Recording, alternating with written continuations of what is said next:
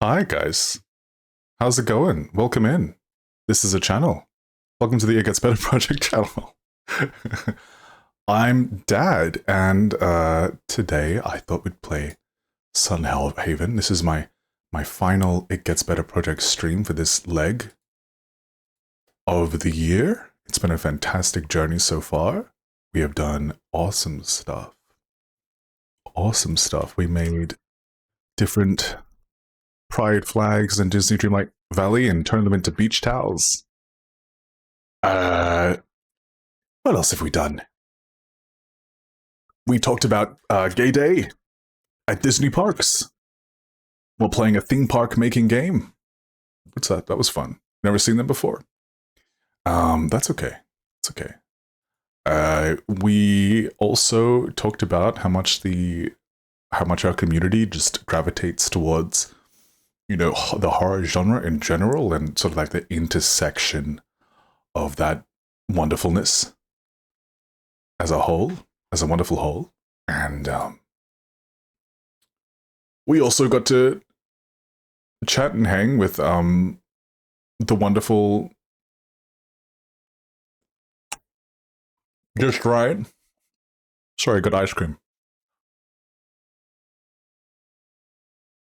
Today we're going to be talking a bit of trauma.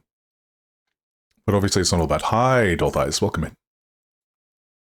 I will do my best to see stuff and things. Oh, I can move that over? Oh, that's awesome. Technology is amazing. We're going to be playing Sunhaven.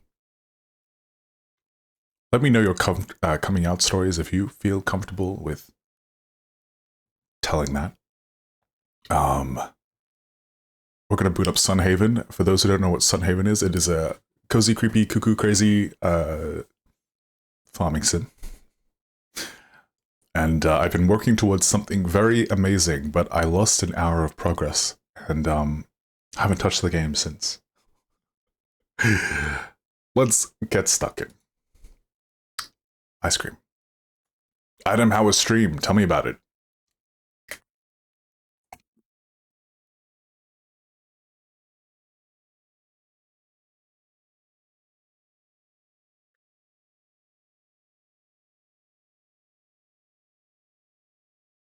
Mm-hmm. Oh, that's good.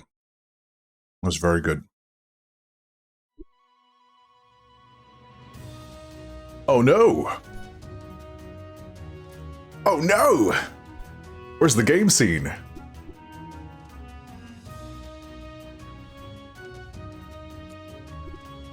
Give me a second, guys. Give me a second. This could...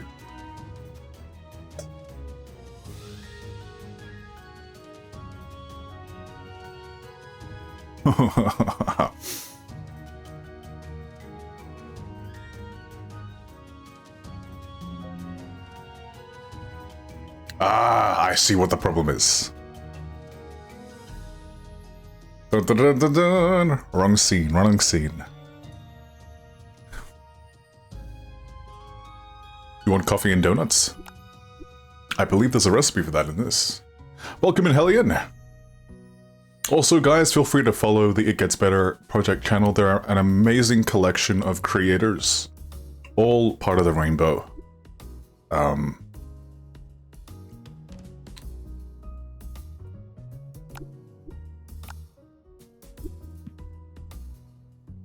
It Gets Better Project was the first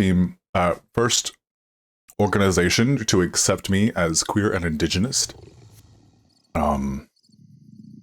which is so rare for me. All right, we use the keyboard and mouse for this game, don't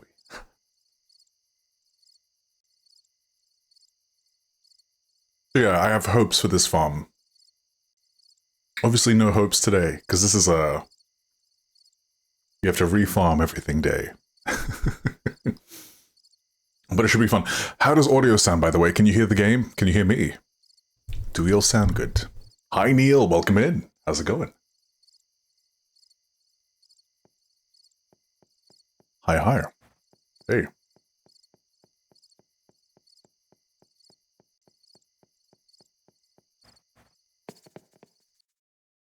The game is low? Oh, okay. Maybe I turn it up.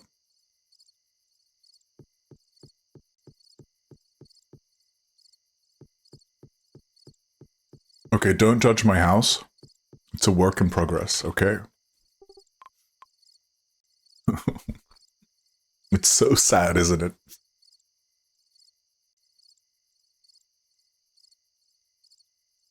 I've only recently learned that farming is useful in these games, so makes me excited for games like Coral Island, which I will be starting from scratch in probably next stream even. And we will enjoy that gorgeously.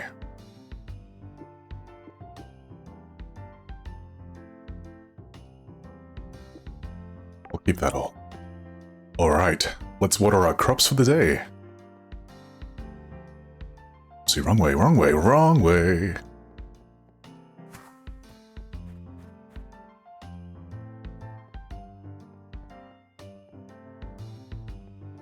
Anyway, fun trivia fact. This is probably the most fun I had playing a farming sim this year. Just the way that they infused magic into the game and the gorgeous little sprite art and just the silly stuff like mounting a cake cat.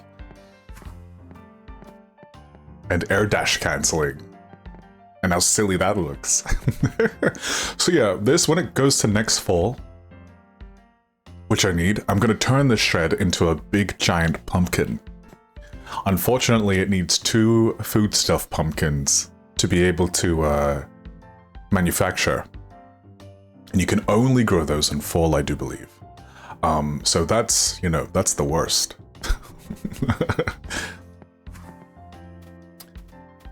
But yeah, no, I have visions for this. We're going to put that, infest it with gorgeous fruit trees. All that niceness. That's where I store all my wood. Alright, now for the start of the day, we should probably go and water our other crops. So we're gonna see probably my weakest place, which is the Nelvari farm. Now the Nelvari farm has nothing on it. There's no joy there. It's all sadness. But that's okay.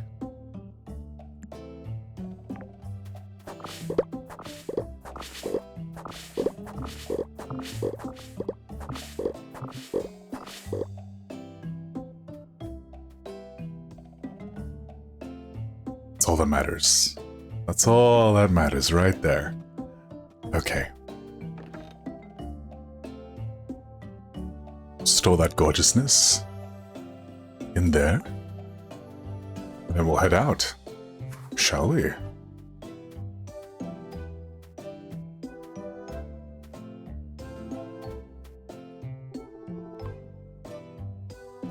Now, a place I have souped off, but I've been farming it recently to add more room for decorative spaces, is my apartment in Withergate, which is sort of this, like, monster town. Has anyone played Sunhaven?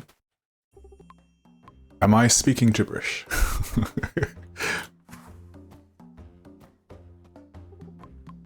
Up to Rooftop Farm.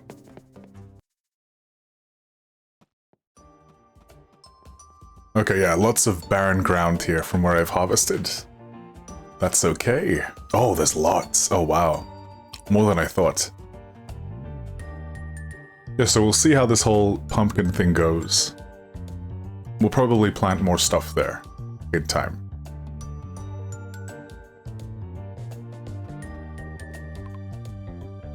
But I've got a cute apartment as well. I mean, just the way that they've decorated stuff like this is great inspo for decorations. Like, you can't let the game flex on you, right?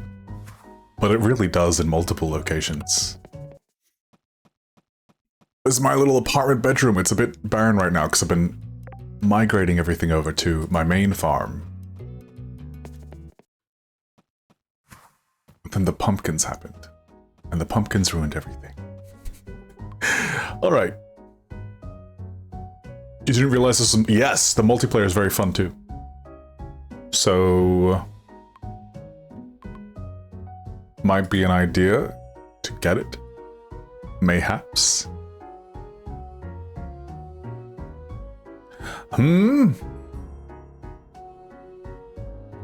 So many lights, so many sparkling things, yeah.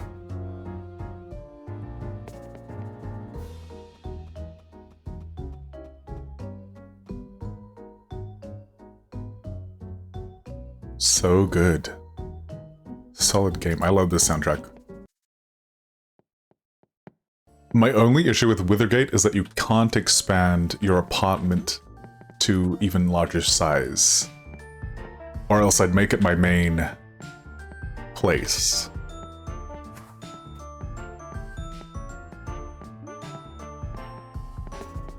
Okay, so I am going for pumpkin decorations. There's a pumpkin merchant and an Ookie Spooky merchant here, but they take a sub-currency of another sub-currency. They only take red tickets, and to get red tickets you have to play mini-games. Thankfully, I built my character to be Beast with the Bow. So I can get the max tickets each time, which is nice. Oopsie, oopsie. Sub-currency of sub-currency, yeah.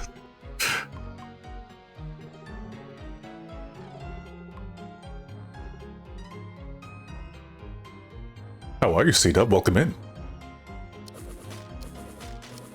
So the trick is to just stand to the side and left click. You get the max tickets every time.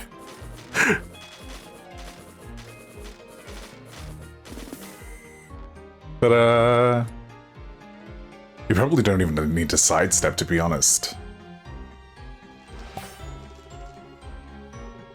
So we'll do that a few more times. C-Dub, have you come out of the closet yet? Out of curiosity? Is there anyone here that has come out of the closet in their lifetime?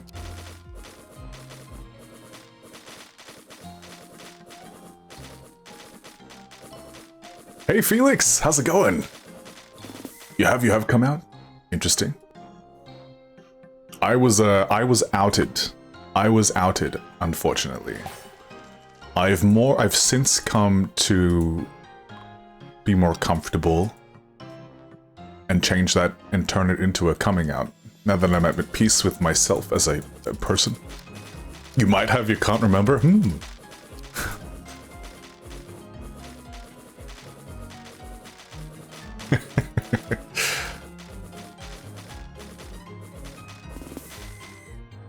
So, my coming out story actually involves, I was already dating someone in the closet. I'm bisexual, so it was like, okay, going through like, sort of, my young adulthood, dating women. Or going out with women, and stuff like that. Rubiko, absolutely, I completely agree with that. Yeah.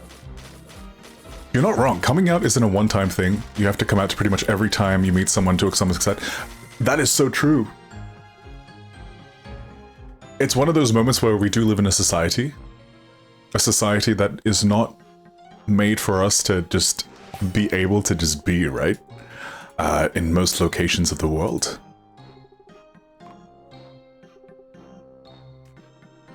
Yeah. But pretty much one of the first times I came out, I was outed, because I just didn't know any better, right? And I didn't feel comfortable coming out, because I had like a deeply religious family, and like we'd be going to church Sundays, and stuff like that. I was slated for my first set of conversion therapy. Also, guys, this might be triggering. I did go through conversion therapy in my lifetime. I will elaborate as we go. It escalates. It started with a talk from my youth pastor in a sort of separate room. And the conversation started nice enough. It was very much a... Is everything okay?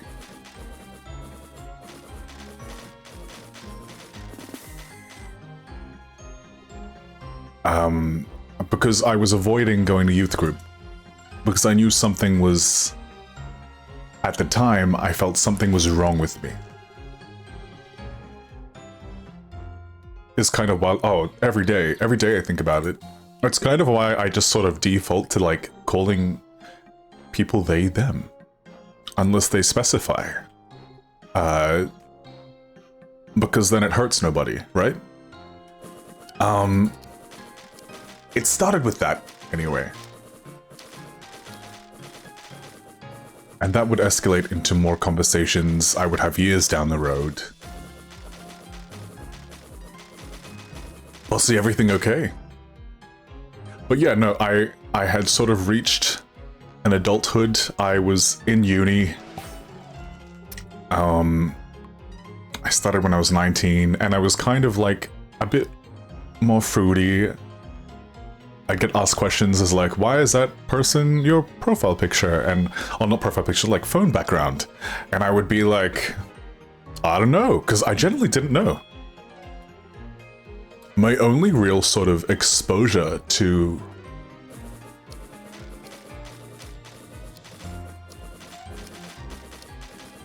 that kind of stuff in the media didn't really exist in a way that it exists for us now. Like, it's not considered queer-coded when you don't know it's queer-coded, right? And so anyway, I was dating this person and I was staying over their place like for weeks on end. And I was hard to get in contact with because I didn't have a proper phone deal back then.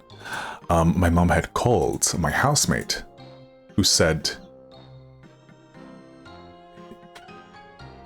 he's with his boyfriend.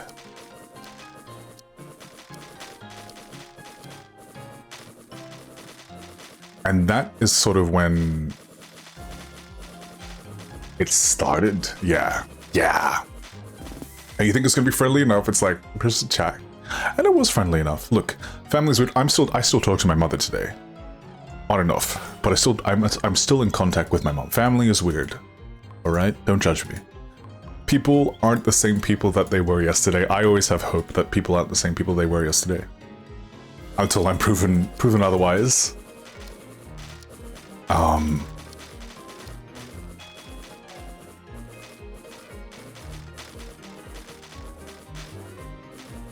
And yeah, there was some interesting talks that sort of escalated to me not feeling like I felt like I was ill.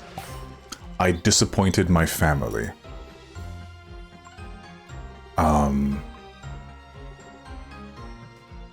Suddenly grandkids are off the table, and again, I'm bisexual, so that's not off the table. Also, I would adopt.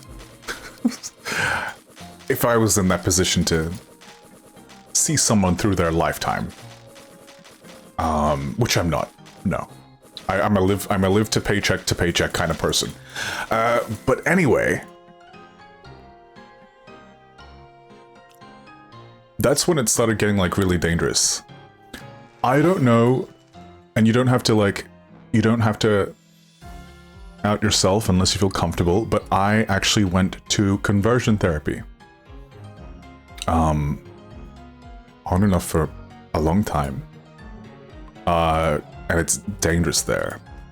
Now, what they did in my particular one was they sort of worded it as, this is how it was. It was worded as, your son wasn't given much of a father figure. Which was true to an extent, because I didn't have a father figure. My father did a runner because he's garbage, right?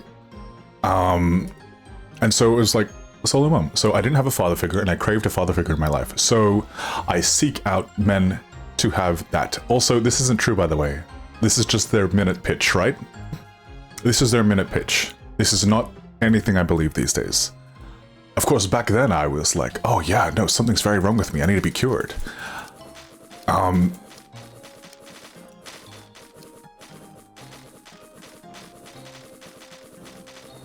No. I don't. And so, you know, there was standard practices, there was like lots of sports. Like, it was ridiculous, there was lots of sports to start with, and then there was the part where it got dark. We'll go back up to our room. Shall we? No, we'll do another run of this, I think that would be smart. Yeah, all the man things. And it started off like innocent enough. It basically just felt like youth group, right? Like deeply religious, and like I'm talking deeply religious to the point where I would be at organizations where there would be you know, we'd watch The Matrix. You know, The Matrix, infamously known as these days as like a trans coming out allegory story from the writers. But no, back then, like, even The Matrix was like, if you believe in God, you can do anything. Like, the whole mind over matter thing was completely ignored for, like, there's this guy up in the sky. And I'm of course, I'm fine with you being spiritual and religious. That's totally valid. But I had a negative experience, so I am talking about that today, so I'm sorry in advance. And yeah, so like it was stuff like that. That's the kind of thing you had to deal with. If you're getting snacks, it was because God allowed you to have these snacks in sort of trade for, you know, you're gonna have a wife and kids. That's your purpose. You're gonna have a wife and kids and be happy the rest of your life.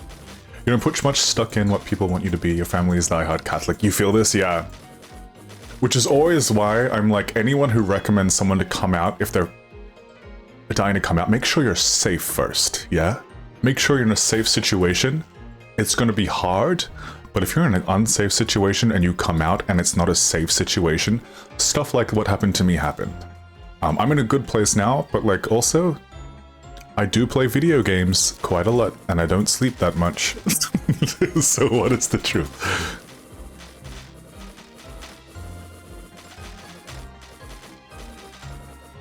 Oh, I missed what C-Dub said. Let me scroll up. Sorry. Wow. Yeah. Stuff like that. Like, that symbolicness is valid. That is valid. I would say these days, a more direct one, a great example of like, especially specifically for like transgender coming out allegories would be Nimona, which is this year, by the way. It's an animated film, you can find that. It's very good. It's spectacular. It of course covers the grounds of general coming out in the LGBTQIA+ community. But when it comes to like identity, the coding is very much like transgender. I think it's beautiful. It's a really good film. One of my favorite films I've seen this year. Nimona is such a good movie. Truly did not get the roses it deserved. Oh, I agree. And that's because, you know, I imagine it's the animation style and the fact that pretty much the first 10 minutes in, the main character is like is a gay man, you know? Stuff that we wouldn't have back in the day unless it's for like a comedic act, you know? You found your happy place online? Your coming out was so different from most I know?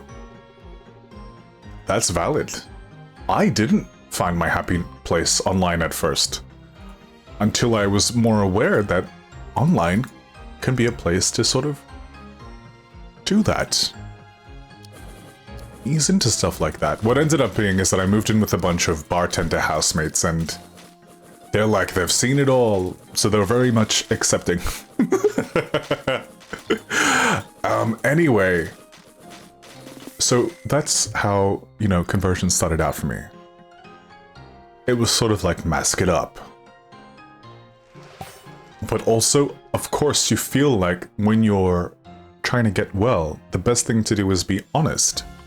If that's your prerogative, if that's your mindset, you're gonna be honest to the people that are trying to cure you, right? And so I was telling him, it's like, I don't think none of this treatment is working so far. So what happened next? And this is where it gets a little bit triggering. So if you guys have issues talking about like aversion therapy, this would be the time to like mute for maybe about 5-10 minutes. It got really bad for me. It got really bad for me.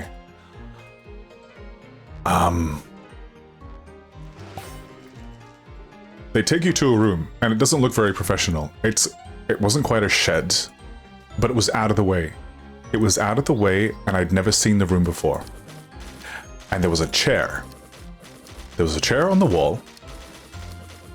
And so I sat down on the chair. And there was like a projector screen that they have. And the projector would show pictures. Thank you. Thank you so much, Felix. I appreciate it. That's very kind of you.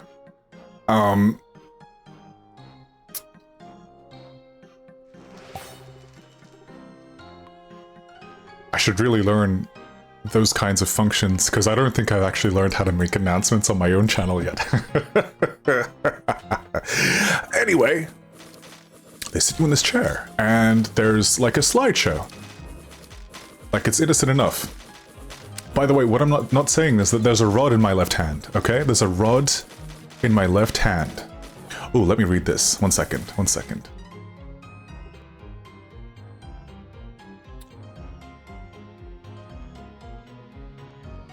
Your mom is gay, and your friends as a kid would always ask, does this mean you're going to be gay too? You were like, no, it's not hereditary. I love that. But she was upset? That's unfortunate. You never know whose reaction was going to be. Like, my mom's reaction was, you always talked so much about boobs and stuff like that, right? Anyway, without getting explicit, and it's like, again, I'm bisexual, so that can apply. Like, it's not about gender for me. It's more about the person. The person and how accepted they are of me. Rather than the identity. But yeah, there would be a rod in my left hand. And every time there was a photo of like something like that would be considered a gay activity, like holding hands with the same sex, or talking and hanging out with the same sex. Like, this was like very friendly stuff. There would be a shock. There would be a shock right through my arm, and it was a painful one as well. And it was painful to the, like, not, it didn't start like painful, but it was enough that you couldn't unclench while you're being shocked. It was not comfortable. This one metal rod, right? And, so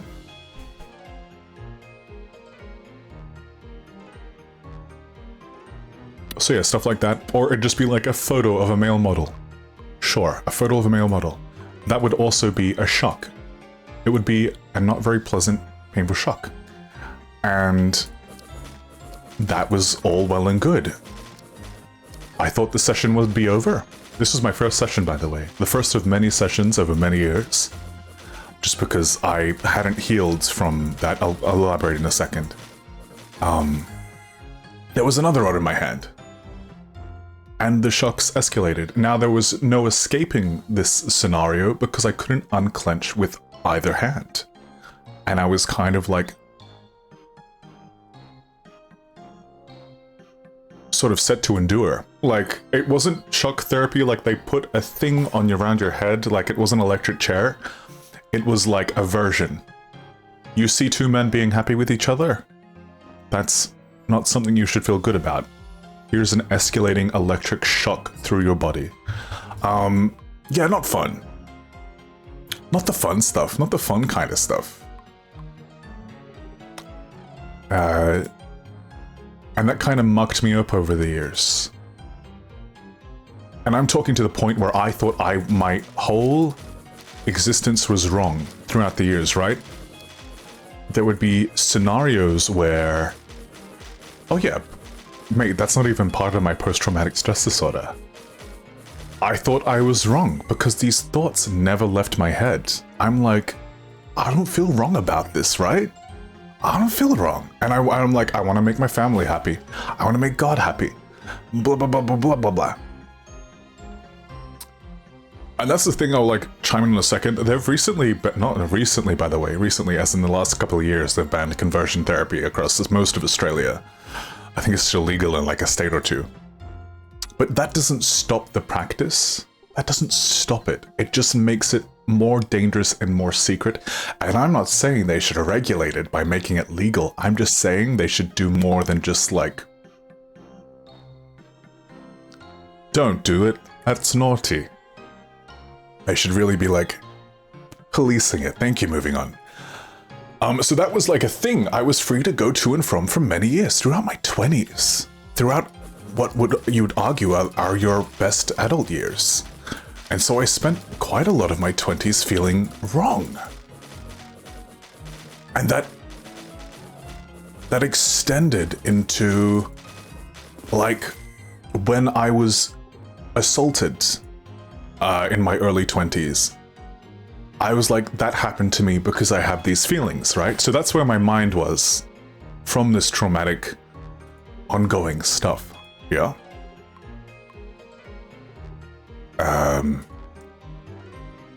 But what was getting through to me between all of that was one of my favorite things to do as a kid and one of my favorite things to do as an adult, right?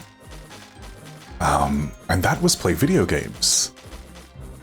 Now, we're talking about this all the time because I stream video games primarily. I'm not a chatter. I'm not much of a chatter. I do like to have something on in the background to tide us all over. But yeah, video games would be my escape. Like, video games was when my cousins and I weren't fighting over whatever we were fighting over because we were all kids. And so, yeah, we'd be playing, I don't know, Simpsons, Rumble, Wrestling, or whatever it was called, Tony Hawk's Pro Skater, or, again, my sister and I would spend hours playing Pokemon Diamond and Pearl, or Gauntlet Dark Legacy, or she'd be like, help me through these bosses in Super Princess Peach, and I'd be like, no, do it yourself. You've got this. Do you really worry about when I don't see you for a few days? Well, that's the thing. I stream for days on end every month, so just tune in often. Most of the time, video games don't judge you, no, unless it's in the narrative to make the player feel judged, which is what I love about video games. It's what I love about the healing power of video games, because video games, much like food, did not judge me. And in a way where I'd be judged for overeating, I wasn't judged for video games. In that same way that would affect me permanently. And so video games were my escape. And it wasn't sort of until I started getting into things like MMORPGs. And, because like, obviously I'm not socializing much. Sorry, I'm a bit emotional. I think I've triggered myself. I may have triggered myself a little, revisiting those memories directly. And it wasn't like a all fixed in one day situation, obviously, because I was going back for years on end, to and from, thinking something was very definitively wrong with me.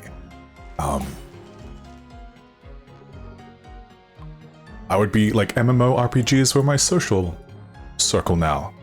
So I was playing games like Phantasy Star Universe, meeting people across the world in these sort of super colorful, super fruity, like exposed get-ups where, you know, the practicality of it all didn't matter, right? Safe to unmute? I would say so. Safe to unmute, I would say so. We've gone past like the main details.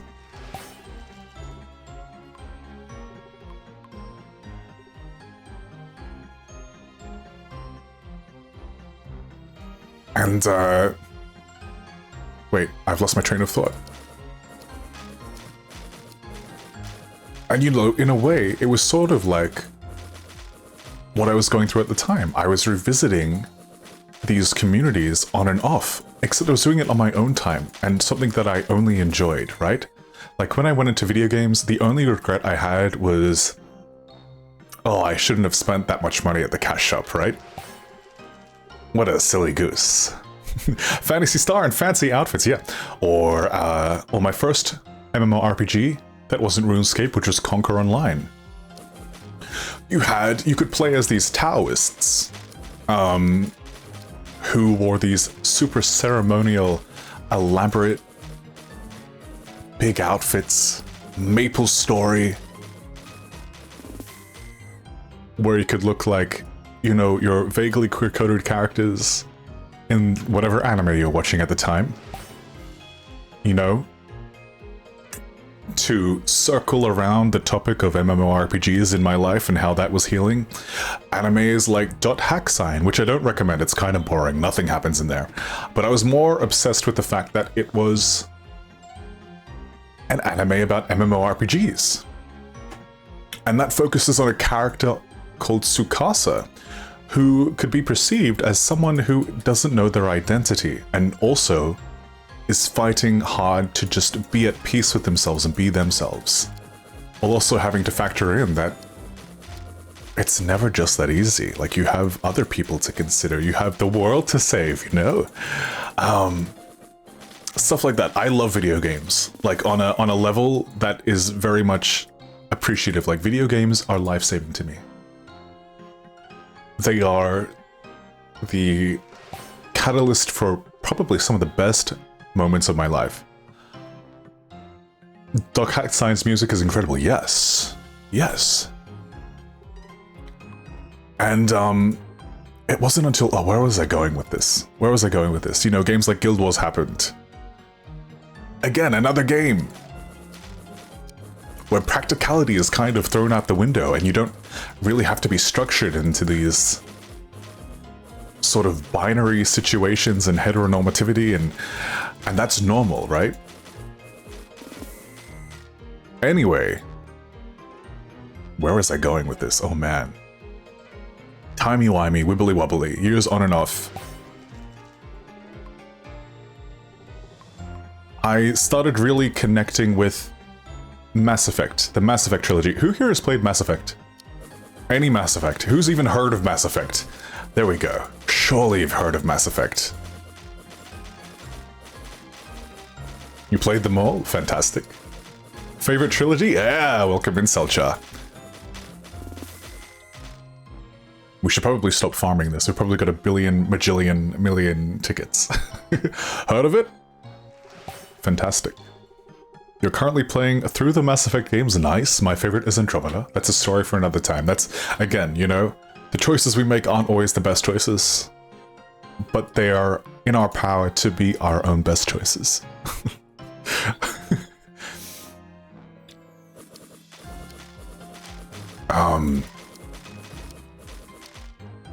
Anyway, Mass Effect is spectacular. It kind of ticked the boxes of the sort of things I loved about MMORPGs. That's all you remember about Andromeda?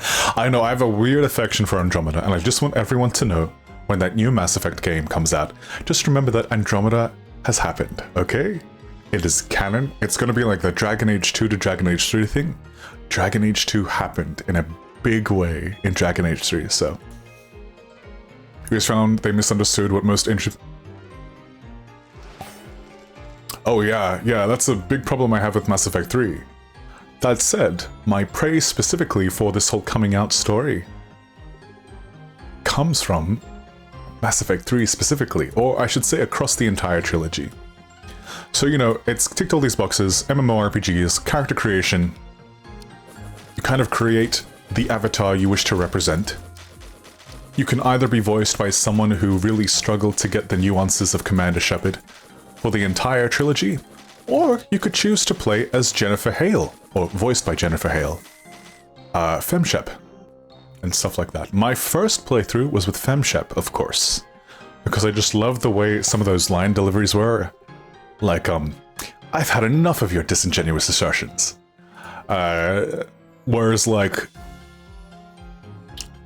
Shep Lu, I think they call him Shep Lu or Shep 100, or default, would kind of lose the nuances in the line delivery and the emotion, which was sometimes very camp and stood out fantastically.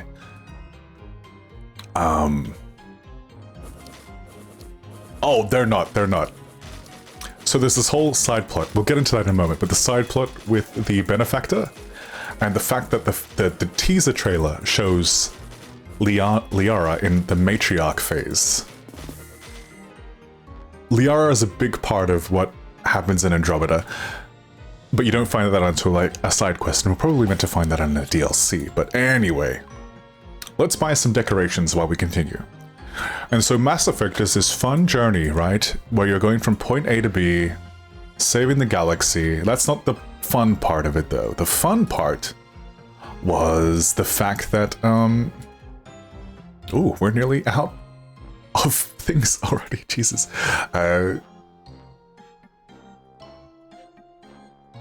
Okay. Just like that, all of our red tickets are gone. Love that. Let us head home. Oh, wait. So there's also another decoration shop. Oh yeah, some of the Renegade lines, fantastic. And that brings me to the next part, where the main appeal wasn't the actual gameplay, and that's... I kind of partially agree with that. But also Mass Effect 2 on Insanity mode is some of the most fun I've had in a game. Like, it's a very limited experience. Like, there's only certain ways you can play, but it's the most fun I've had gaming in like a third-person curtain shooter. Curtain shooter, is that what we call it? Cover shooter? Okay, so we'll come back for these decorations. I would like some for my interior. But the whole thing, the whole great part of these games was that there was conversations you could have and paths you could go down. And some of those paths were romantic. And, you know, writing is imbalanced and was up and down. But what I really loved is that there was this character there from the first game called Kaiden Alenko. Now, I'm gonna have to bring up a profile because my nostalgia is not that great, and I can't read bios the best. But we'll bring up a profile, and I'll give you a bit of a squiz at it, because it is fun, it's very fun.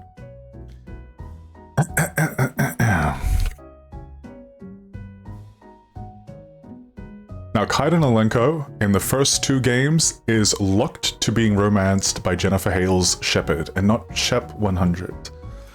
Now, Kaiden Alenko is a human sentinel in a Systems Alliance Marine. While serving aboard the SSV Normandy, he is a staff lieutenant and head of the ship's Marine detail. He is also an initial member of Commander Shepard's squad.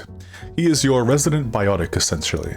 So if you don't have a biotic on your team, and you don't want to bring Liara, Kaiden's your guy. Absolutely, Soldier. Kaiden is a biotic who is wired with controversial L2 implants. So already, I'm like imprinting. I'm like, oh, that's kind of relatable. Dang. Okay. Which are known to cause severe neurological damage to the user. I don't know if I'm going to have noticeable brain issues down the road. I've already got post-traumatic stress disorder for something unrelated to what I went through. And this whole thing with my spine that also has to do with neural stuff. Anyway, he is fortunate enough to only suffer from occasional severe migraines. He is a possible love interest. In Mass Effect 1, you can romance him as Femme Shepard. Yes? And it's very cute. It's kind of like great. Of course, if I'm female Shepard, I'm not going down that route. No, I want the dead frog assassin guy who's dying. And his intro is, I'm dying. I'm going to die. You don't want to romance me? I'm going to die. I gravitate towards that. It's fantastic. Thane Krios was great. You would romance Garrus Vakarian, who is kind of like your best friend, your bro. If you're going to pick Femme Shepard, you're going to romance even same-sex. You're going to romance... the options were spectacular. You had the ultimate quirky Doctor Who fearing fan in... what was her name? In Mass Effect 3? Mass Effect 3 Romance Sibbles. You had Liara, alright? Liara was great. You had Liara, you had, what is something was it? No, it wasn't Kelly. Kelly was the worst. I'm trying to find it. Sorry, again, my nostalgia is terrible. I say, with one of my favorite game series of all times. Dun dun dun dun. Yeah, yeah, yeah, yeah. Samantha Trainer, thank you, Samantha Trainer. Fantastically written romance in Samantha Trainer. But it wasn't until I went back through a couple of playthroughs. Obviously, I had a bias to play through FemShep, and, you know, all the classes are super fun. And there was like 1 or 2 ways you could play them. My favorite was Engineer, because that was kind of like the spell-slinging reactions elementalist of the game.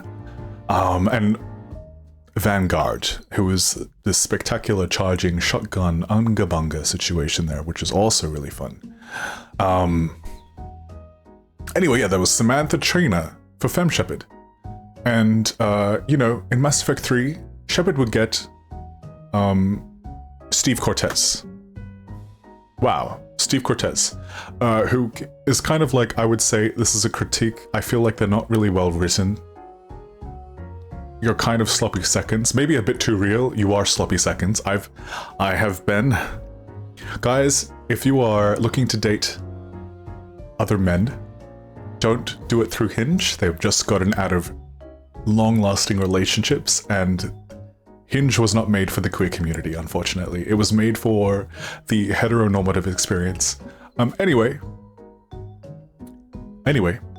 Kaiden Alenko has this wonderful thing. I might try and look for the cutscene, actually.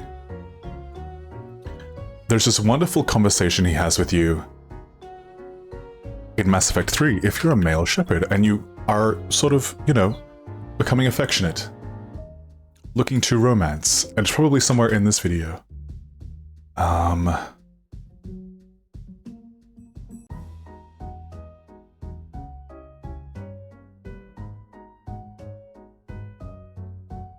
No, I don't want to see the scenes. Please. Please and thank you.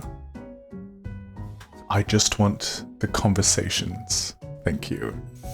So we won't elaborate too much on the Mass Effect trilogy. Basically, there's this whole betrayal, are they evil, are they not evil arc. But once that all calms down, you can have conversations. I'll check this out, because we're skimming through footage here.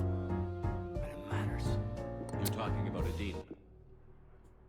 He gave me no choice, so I took the Gave me no choice, but I took... Yeah, see, that's very stunted dialogue. It was an upward track with Sheplu. Alright?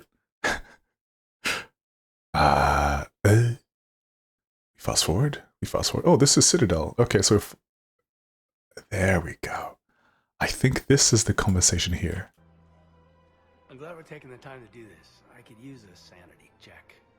Things have been pretty crazy. You know, my life flashed in front of my eyes on Mars. And there weren't enough moments like this with people I care about. Oh, sorry, I'm getting all emotional now. Feeling up to whatever the Reapers throw at me. And grateful that I can get to sit down for I have so many feelings for this game. Yeah. I think it's a good time for us to have a heart to heart. What are you drinking? Welcome in, John. Welcome in. If you're trying to butter me up... Yeah, It Gets Better project is fantastic. Sandwich, too. So? Shot of whiskey and a good old Canadian lager. Think they have it? More likely to have Batarian. I don't know if this is the scene specifically. My parents' place in Vancouver. And if it's not the scene, I will sort of generalize it in how this moment with Kaiden Alenko is kind of what sort of maybe was like, I feel good about our chance. Can't come into my, like come out, essentially, like properly come out. And sort of just like double down on being out. Maybe a little restless. Gorgeously. You plan a career, you focus, and then suddenly the world's ending and it's too late to find someone. Someone? Hi, Alicia. Welcome in. Friends a long time, Shepard. Have you ever known me to be with anyone?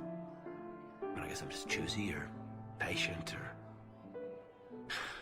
I don't know.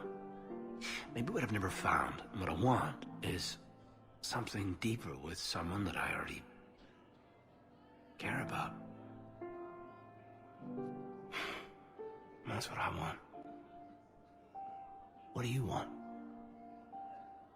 It's cute. It is cute, isn't it? You and me? Is that what you're saying, Caden? It feels right, doesn't it? Be nice to have someone to turn to when things get grim. Someone to live for. Maybe love. Someone? You, Caden. It does. It does feel right. After all this time. You and me. I like that. A lot. And that makes me so happy. And there are benefits to that happiness. Really? And they get H on main because that's Mass Effect. What'd you call it? Sanity But check? what I really loved about this sequence is that Kaiden waits for the entire universe to collapse before just suddenly deciding, okay, well, why not just be more at peace with myself and my wants and what feels right on the inside, you know? And I really like that coming out story. Kaiden Alenko is a fantastically written character. If you think he's boring, replay Mass Effect 1. He's the only one who's got, like, quips that aren't from Seth Green. So, he's fantastic. And again, that sort of universe is collapsing. I think I'm bisexual. Like, that moment for me, I was like, oh, maybe maybe the things I'm feeling, maybe that's okay. And this wasn't the first time. Like, I had to see this scene quite a few times. I'm like, oh, dang. Maybe the processes I've been going through to not feel these ways, the ways that I feel, maybe that's bad, you know? And so that's kind of, yeah, I was in my late 20s, the pandemic was about to start. I was like, I think I'm at peace with that. Thank you, Kaiden Alenko. Thank you very much. Where are we going? We brought a bunch of pumpkins. Was there anything I needed to withdraw from the rooftop? You're crying? That's okay to cry. It's okay to cry. A quote from Sophie, rest in peace, rest her soul. Yeah, it's beautiful. It's beautiful. That kind of thing is beautiful. And that was sort of how I corrected or began to seek out correcting that path. I wasn't going to this conversion situation anymore. Of course, I was fearing it. Always fearing it. But it was no longer this, like, super duper scary. Oh, we'll just check the ground because there's another pumpkin we can get potentially from the shop, the Wintergate shop, like stuff like that. So I'm forever appreciative to like that kind of stuff when it's done right. You know, thinking about Yosuke in Persona 4, I wish they had done better in those kinds of games. Like, cause, you know, they never really elaborate. They just kind of like whisper it. I love when, especially these days, a game is down to like Double Down or a piece of media like Nimona. In the first 10 minutes, it's just, this character is gay. He's a gay man. You deal with it. You wish they hadn't cut it? Yeah. Look, that's a whole nother story. That happens to a lot of media these days. I remember, if you guys heard of Trixie Motel? It's this TV show starring Trixie Mattel and Trixie's life partner. And when it got given to Binge, which is essentially Australia's HBO, they cut out anything that would dictate that they're a couple, a long-term, happy couple who are doing home renovations, you know? Like, we still go through erasures these days. Pathetically. That's so bizarre, I know, right? So it's just this bald guy and their best friend drag queen. Right? It's weird.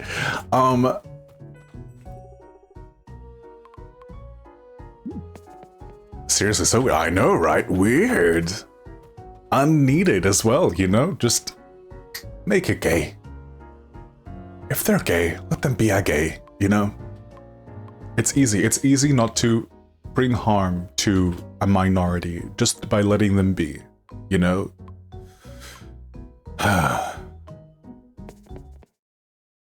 Australian for Trixie Motel? Yeah. It was one of the only places you could watch it too, was on Binge. Which is wild. Because Binge has shows like Game of Thrones.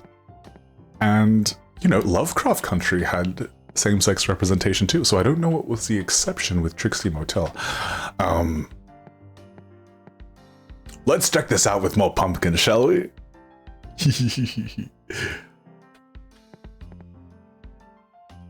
But where? Where will our pumpkins go?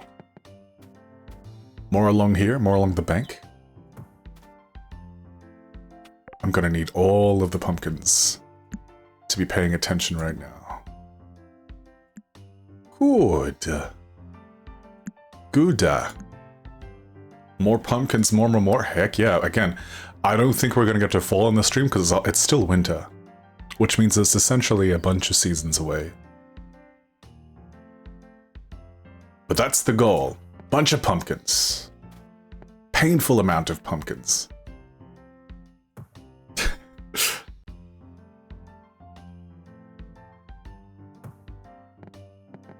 Just a clamor of delicious pumpkin goodness. Can I fit that one in anywhere? No. That's okay. Gorgeous. Oh. Yeah, I know, right? The way the world's going. Politically, I should say. There's very interesting choices that they made that day to do that to that show in particular. Makes you think.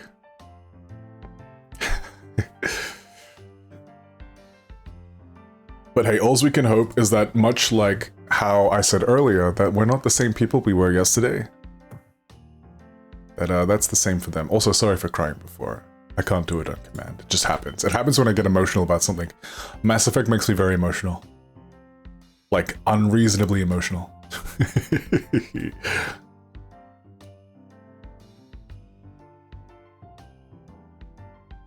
Oh yeah, you're gonna look good there.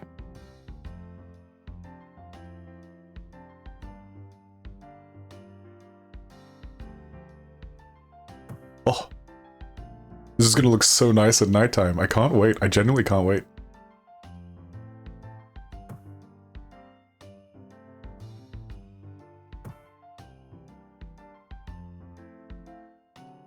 Ooh, I can't seem to fit. Oh, there we go.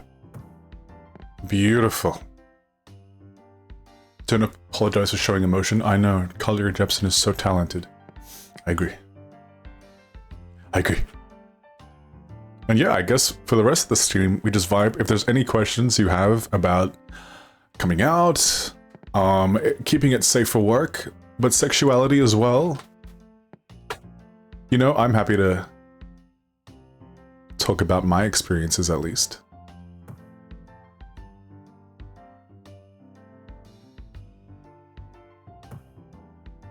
And that's cool and fun. And fun and cool.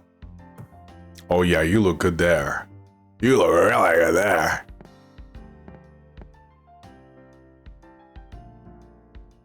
No questions? Sorry, you don't have to apologize. It's not your fault, unless of course it is your fault. No, I'm kidding. It's not your fault. You're stunted? That's okay. Emotional stunting is real. I'm emotionally stunted. Brandon got to see how directly emotionally stunted I am when it comes to like things like farewells. Okay, bye. I had met them in Las Vegas. Spectacular. One of the closest I've ever been to someone in a short amount of time. The farewell Was not great. It was not human. It was... Whoopsie! Yeah, I'm still learning. But yeah, no, being emotionally stunted, that's okay. Especially in our community where we were not raised, from a certain generation at least, to be considered something normal, something everyday, you know?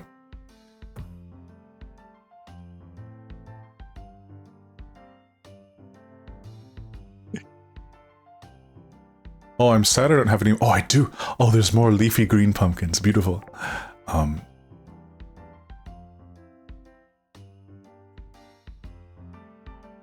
just wanna.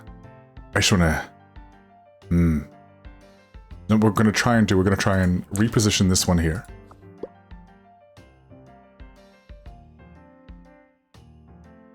Ah. Okay, so we can't quite do that. That's okay, you go there. You'll look good. Thanks for sharing everything. Been listening to the start and vibes. Hi, Chubbs! Good to see you. What's up?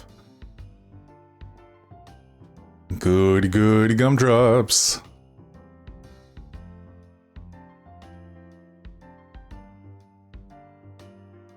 It actually helps you a bit with some imposter feelings. I'm glad I could make a positive impact on someone's day.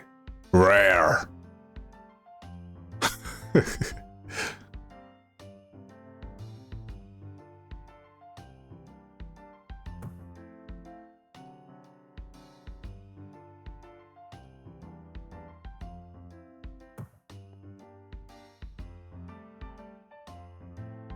Ah, Simply Chubbs. No problem, anytime. Except sometimes. Of course. You have times when you're out of emotion juice. So valid. So valid.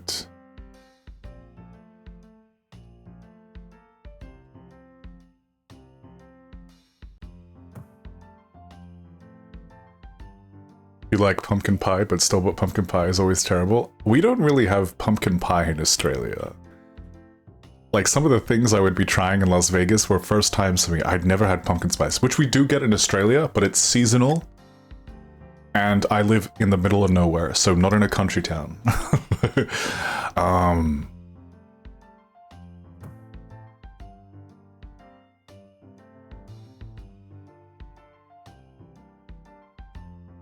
You just turn it into sugar. Oh, I love the Tim Hortons pumpkin spice frappe so much.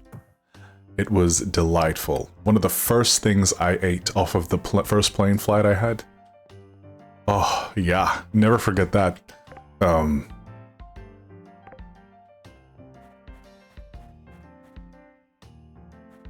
You love pumpkin pie Pop-Tarts? I wish we got stuff like that here. That sounds really fun.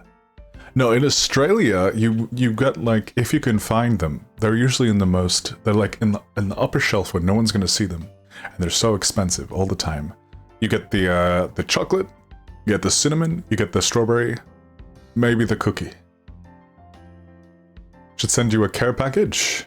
No, it's okay. It's okay. I live in the middle of nowhere. There's nothing getting mailed here until I move, okay? But that was like the goal. Like when I had moved, I was going to be like, okay, let's set up a PO box. Unfortunately, I'm yet to move.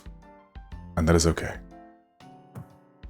Now, what I like to do with this is put like glowing things behind them. I don't know if I have any glowing things available.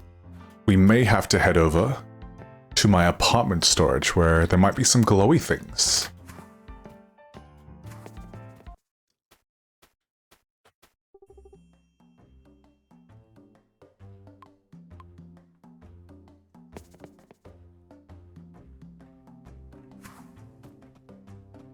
But yeah, no, I'm very happy we had this chat today. I know it's a bit more like toned down from the usual theatrics that we pull on It Gets Better project.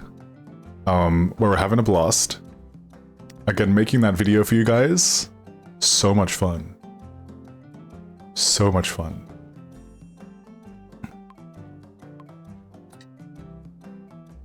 There's a lot of flavors. Some of them taste good after being frozen.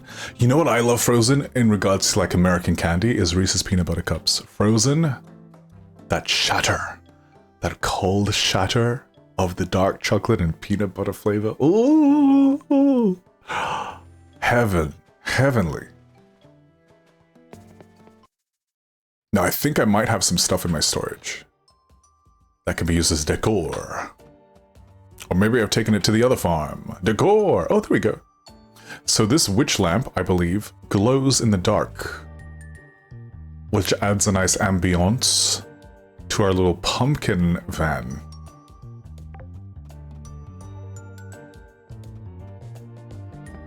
As you see, it's very subtle. I've got one here. It's very subtle, but it adds a little bit of charm, and I put balloons behind it, again, just to add more life. We'll probably go for that similar thing back at home. I also want to get another one of these. So there's like at least 2 or 3 pumpkin decorations that are available by the day, so we just have to check every day for that fun nonsense. But as you can see, I'm a big fan of the pumpkins in this game. They look great. You know, Drag Entertainers taught me that, you know, Halloween can be every day of the year. You just have to, you know, do it. Wait, do you put the peanut butter cups in the fridge or the freezer? Freezer. Have you tried it? You tried it?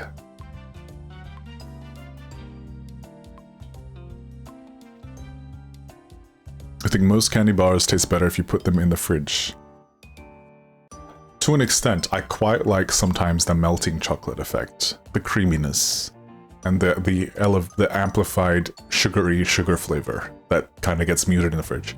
Like mochi, red bean. I love red bean paste. I was just talking the other day about how much I love like green tea ice cream, and I wish it was more readily available. But hojicha, which is roasted matcha, is one of my favorite things to have soft serve style.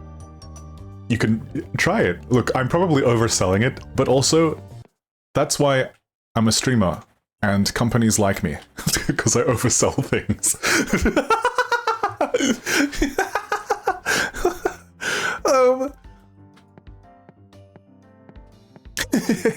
Oh, like, see already? This is fun! Look how fun that looks at nighttime. With that glow. Do we have cheesecake? Of course we have cheesecake. We've got a place called the Cheesecake Factory. No, we don't. It's called the Cheesecake Shop. We've got the Cheesecake Shop, which isn't quite the Cheesecake Factory. But it's still a really good time. Okay, so this place is coming along great. I'm really liking that. Now, how do I make sure I save? Because I don't want to lose a whole day again. That would be really scary to me. We're just gonna have to trust, are we? We may have to just trust. You thought Cheesecake Factory was made up for TV? No, Cheesecake Factory is like a restaurant chain in America, right? We don't have it in Australia, but we've got a cheesecake shop. And that is a tasty, tasty time.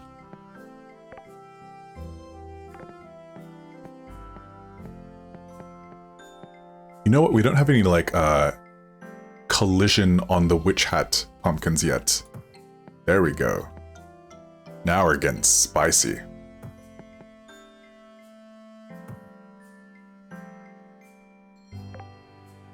And yeah, we'll store the rest of the pumpkins for another time. You don't live in any big city, that is why you thought, no, fair. Yeah, I live in a country town in the middle of nowhere, so, like, you're all good.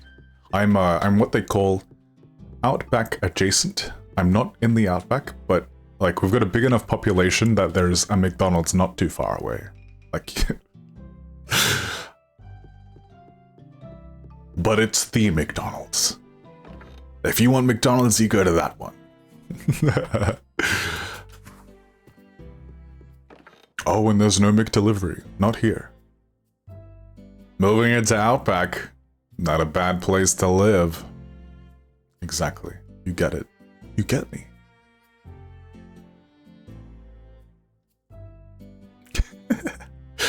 Alright, let's store these pumpkins for another time.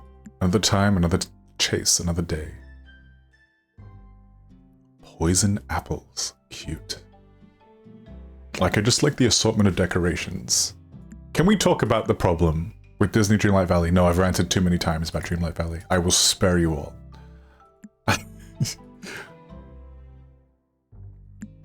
Let's also equip our witch's hat. Because we're not harvesting anymore, we are witching. You're Outback adjacent, as in it's near your house. I had the opportunity to go. A bunch of the stream queens were doing Outback Steakhouse on the last day, but I wanted to make it to the airport on time, and also I didn't want a gate crash, because I'm like, Lady Light, I don't know your friends. I can't be doing none of that. And so I ended up just going straight to the airport. It was a good time. Look at this little plushie here, this little candy corn plushie. I can't wait to deck out this room as pretty as it can be. I just can't wait. I love this game. When this game wants to work and not crash on me where I lose an hour of progress, which is only done once, but it happened. So now I'm aware. I'm aware it can do that. This here is not my decoration. This is not touching the beach side in days, so you can actually pick all this up. Forgive me. Messy, messy place. Oh, also, it counts as foraging. So let us carefully forage. In hopes to get bonus stuff.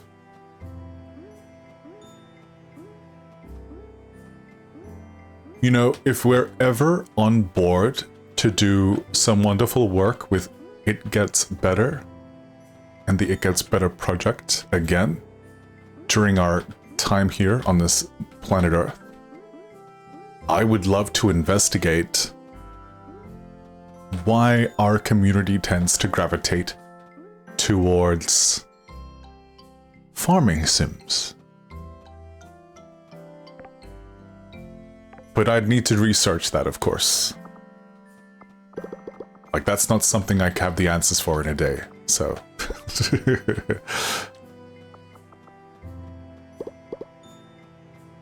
It'll be cute! Oh, beautiful, incredible amount of loot there.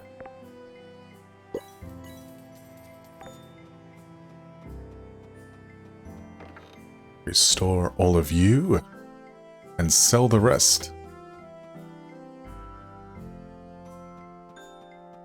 Throughout while theorizing? No, I'll make a fun video, of course. I love video essays because video essays can put together sort of complex thoughts I have in my head much better than my words can, like, on the go. That's an issue I suffer as with a streamer.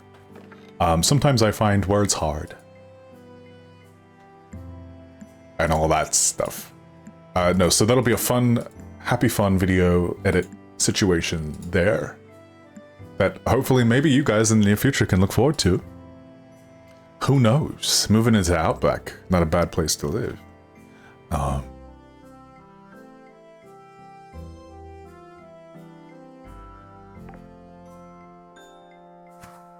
Yeah, these are all good talking points. You guys, you give me all the cheat codes, and I'll throw them together and look into them further. Maybe it's a strong urge to create that a lot of people in our community have. Anyone play The Sims as a kid? Great call there, for sure.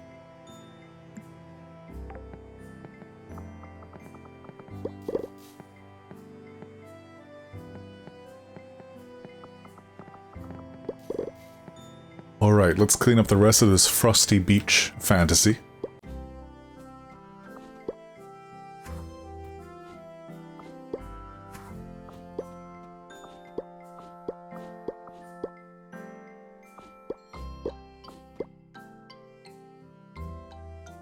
Feel like maybe other reasons would be, again, and this goes to The Sims. The Sims was kind of video games' first access into sort of healthy same-sex relationships, which is another great point. I would consider Sims farming sim adjacent because the whole end game is decorating.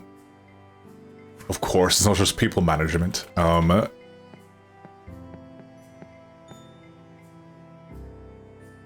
Reciteer? That's a JRPG, right? I've heard good things about that game. Love Sims and still play. I would love to go back and play OG Sims with all the expansions. Like if I could go back in time. I would love to do that.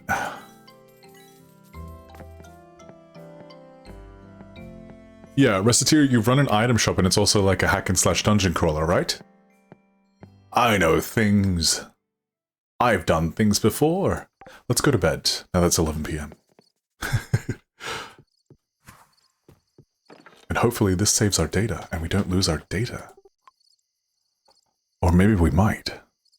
It's so scary.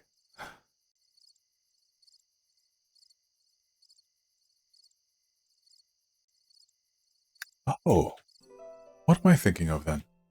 Maybe Shopkeeper RPG? Is that a thing? Is that a thing?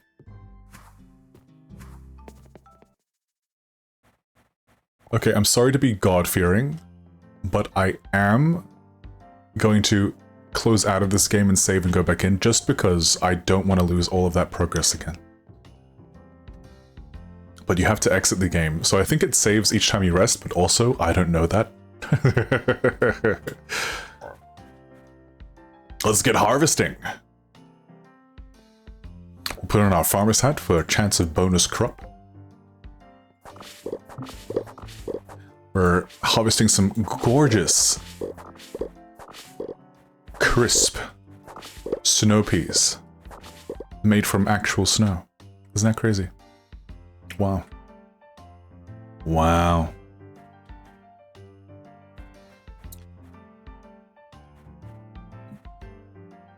I think this is the right one. And then we go...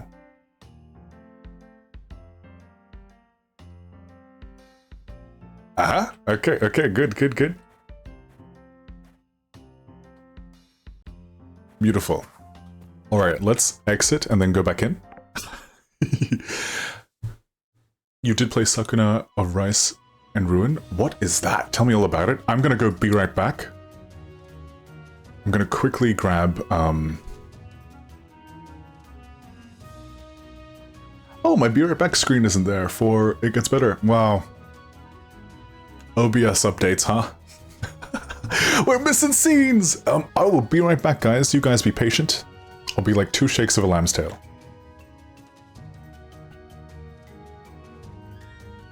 See, I'm still here. It's like I haven't left anywhere. My question for you guys is... what game do you look back on fondly as something that made you feel more comfortable with your identity? Could be recent, even, you know?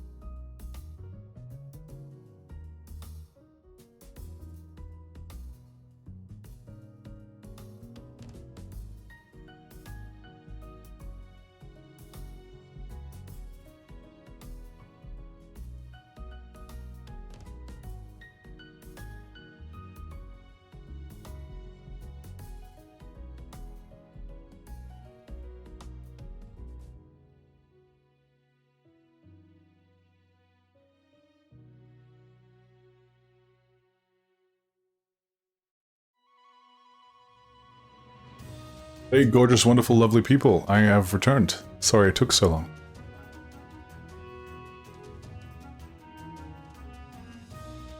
Oh, there's 2 of me. I'm double back.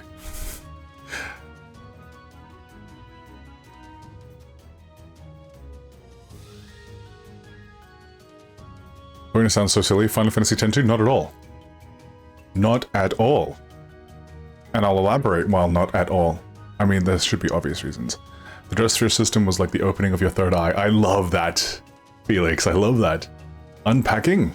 Oh, yeah, no, I know all about unpacking. Casual game of placing items. Yeah, it's a very... Now, the game of unpacking itself, the actual placing of objects, is a bit stressful for me, which is wild, because we're playing a farming sim, right? But I get stressed out with, like... Even games like Power Washing Sim, I feel like it's on the level of that, but the actual story of unpacking was spectacular. And the way that it's mostly told through environment was also really well done. Sorry, guys.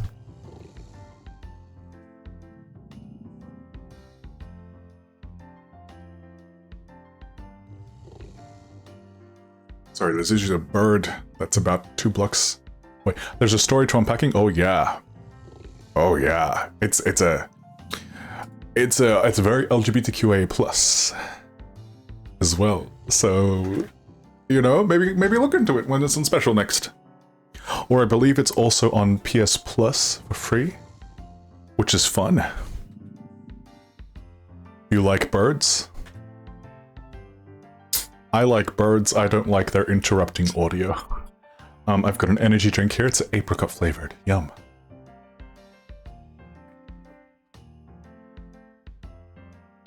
Oh, that is gorgeous. It tastes like straight up apricot nectar. Check out unpacking. Do you want some more queer games? I got a list. I got a list for you.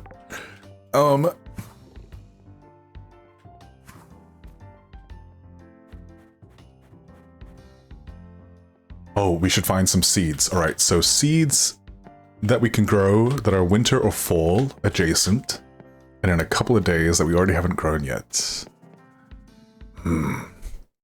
I like cold sensible salad. I love cold. I like cold more than... We're in over 30s territory, 30 to 40 degrees Celsius right now. Which is absurd, and don't do it. Alright, it's 7 AM. Waking up in the morning.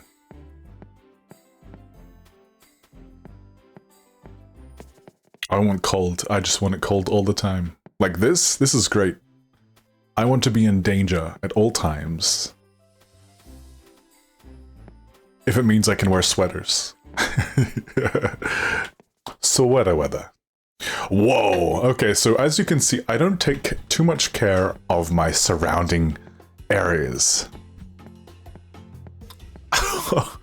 I'm just gonna leave that. That's hilarious. Oh no, the turtle!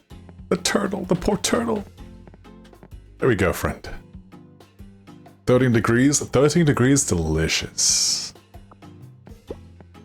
Perfect weather for me, like 18 degrees Celsius to 21 degrees Celsius. Like, I don't mind the miserable. I love wet and rainy as well. Oh, what do we got here? Oh, hey there. I was just announcing an incoming ship. It's kind of my job to officially announce incoming ships to dock, you know. It ain't his job, he just likes doing it. Yeah, well, someone's gonna do it. May as well be me. It looks like the ship is coming in. Snow levels and zones in games, yes. Donkey Kong series is a great example of some fantastic snow levels. Donkey Kong Country 3 specifically. Is this it? I believe so. Lord Shang, our navigator, has never been wrong. Hey there, how can we help you? Oh no, they're hot. Clear, what up? This land we have docked in, what is its name? It's Sunhaven. When is your favorite weapon? Mine too. Mine too. I've been notoriously known to go dancing in the rain. Very unwell of me, but so good. Excellent. I can't pronounce that. Duzhong? Is that how you pronounce that? Secure the ship with the rest of the crew. From now on, I'll be continuing my mission alone. Keep my cabin clean. I'll be returning for meals and sleep. Yes, my lord. Hi, are you going to stay in Sunhaven? Out of my way, please.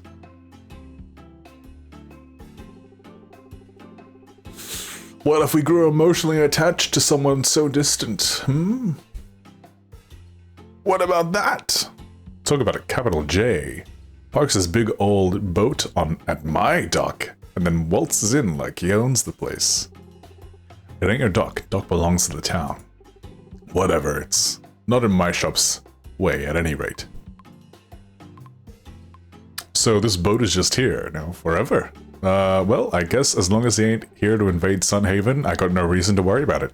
Back to fishing for me. So silly.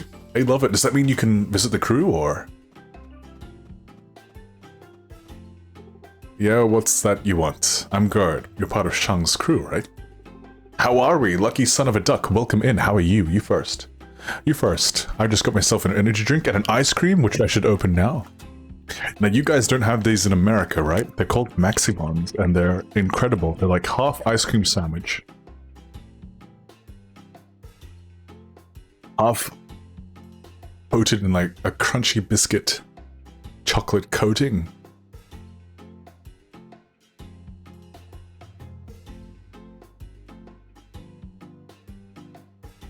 They're incredible. Duh. They're so good, you're thinking of also playing some Sunhaven? I like this. I think this is my favorite farming sim to release this year. Out of all the farming sims we got, this is the one I keep coming back to.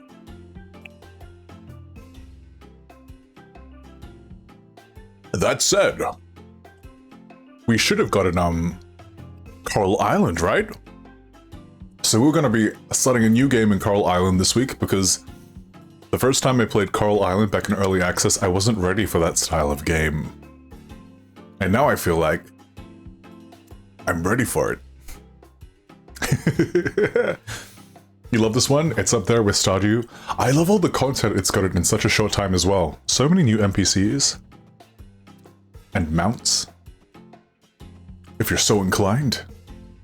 I also really like the sprite customization. Like, I look like a tired swamp witch, don't I? I look great.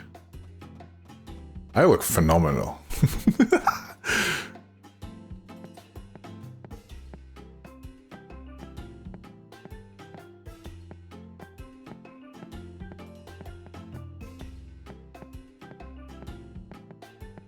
I'm gonna assume Shang is a romance option. Yes. Yes, yes, yes.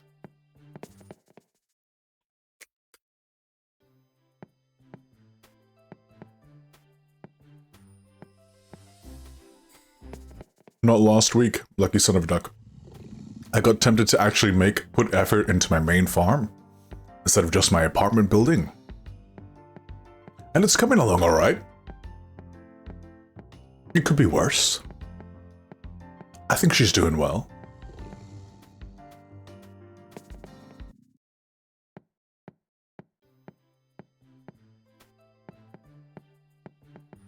You love that I'm always a swamp witch, yeah.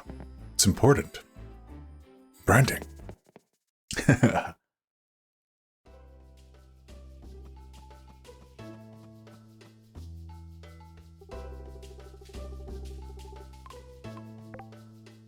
What are you selling? Alright. So what don't I already have? I don't actually remember. 8 days. I don't think we have 8 days left of winter.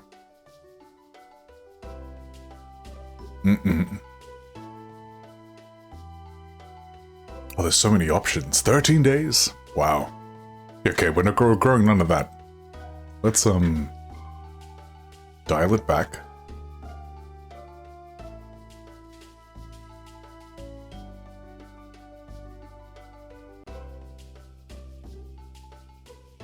Maybe turnips? I feel like I would have grown turnips already. Maybe heat fruit. Let's get 50 of those. See, I love what they've done with just like decorating interiors. I'm like, you can do this. You can get pretty close to this, if not exactly this. That's the main appreciation I have for Sunhaven. And also, again, with games like, you know, Disney Dreamlight Valley sort of deciding to stay a pay-to-play game, but lock all of its decorations behind battle passes and expansions and stuff like that, and the premium shop. It's nice to have a game that has all of its content just, like, in there, and I love that. I have to finish my ice cream sandwich if we're going to keep doing this.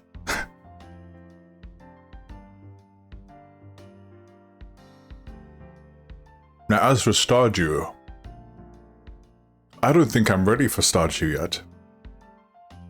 Stardew kind of scares me. I don't think I'm ready to get into, like, spreadsheeting.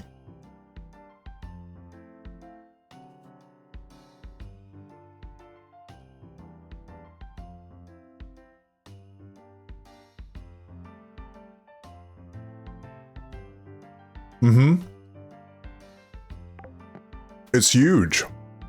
And again, if I could be overwhelmed by something as comparatively harmless like Coral Island, there's a I think I might need to experience Coral Island first, you know? And by then, you know, we'll have things like Haunted Chocolatier and that magic one that they're bringing out, right?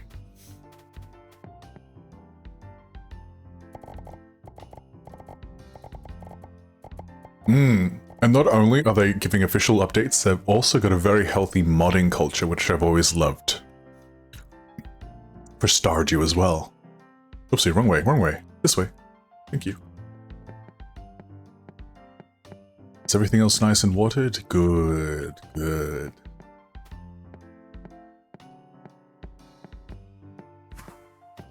Let's go over to our lesser decorated places, like the, Nelvari farm.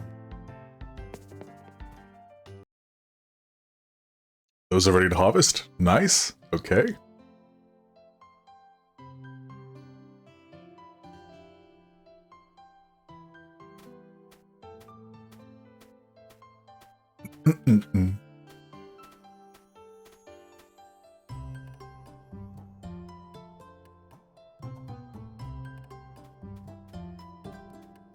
Oh, wait, we can harvest these. What am I doing? Sorry, guys. I'll be a boomer one day.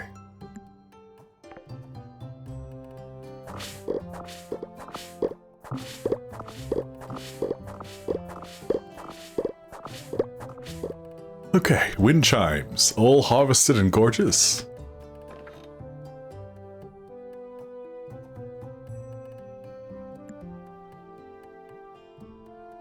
Now, how do we do mana conversion? Because I don't really want to sell my crops. But also, I've only got 205 mana. Which means I have to sacrifice something eventually. One day I'll know all the tips and tricks.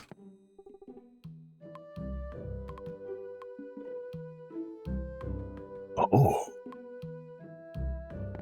You could just sacrifice all of your mana to get mana.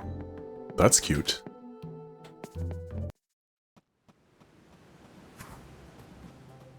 Oh, this Christmas tree is adorable. We'll keep our eye on that for next winter, huh?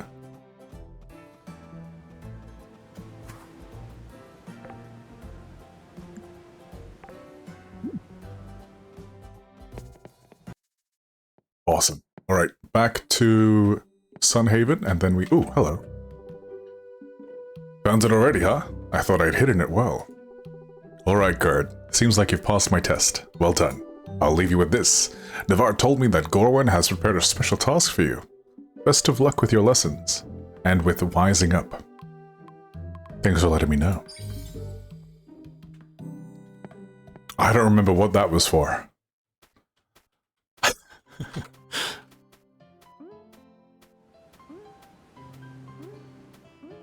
What platform is this on? This is currently only available on PC, but it is coming to Switch.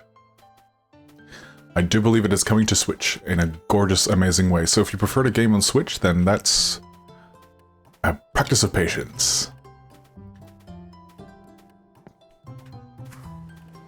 But again, I highly recommend it. It's some of the most fun I've had this year with video game.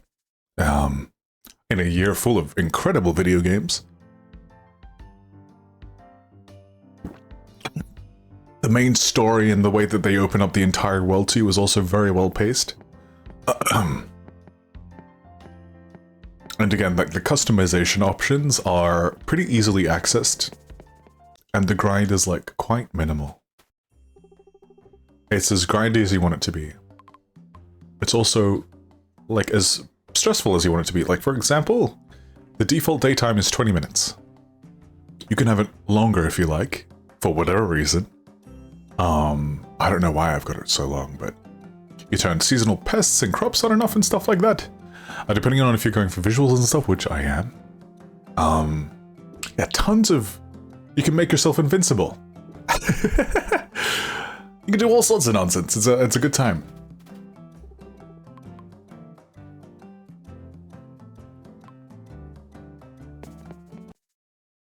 You can see it doing good on Switch. Oh, me too.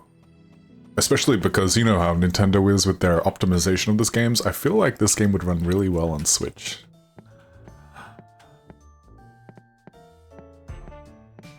And they need to give bigger apartment options in Withergate, but this is like, what a great idea. You know, give the player a rooftop apartment farm in a monster town. Like, just stuff like that sort of sets it aside and apart from other farming sims on the market, which are some fantastic ones. I know Fae Farm came out this year, and apart from the writing, it's a really solid game. You know, as someone mentioned before, Stardew Valley has continued to got substantial updates of happiness. Oh, this is a table. Oh, these fairy lights, though. Where can we put those? Fae Farm moved too fast for you.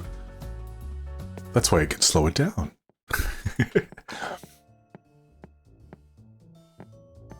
Or do you mean like the progression of the plot? Yeah, it kind of just suddenly escalates to like the final boss, doesn't it?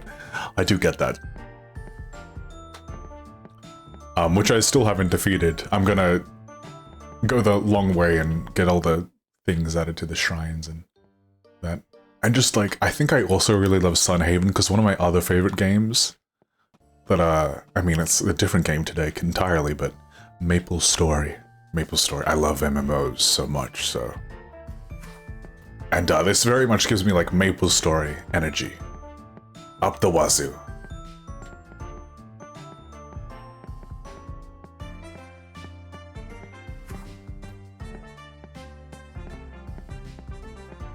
Cute. Me and who?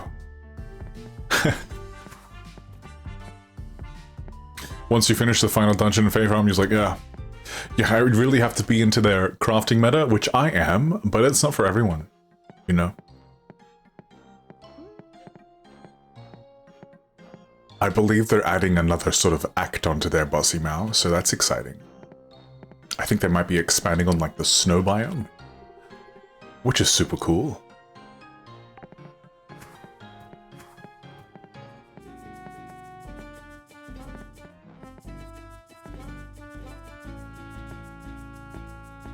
Like, there's so much charm here in this over-decorated monster town.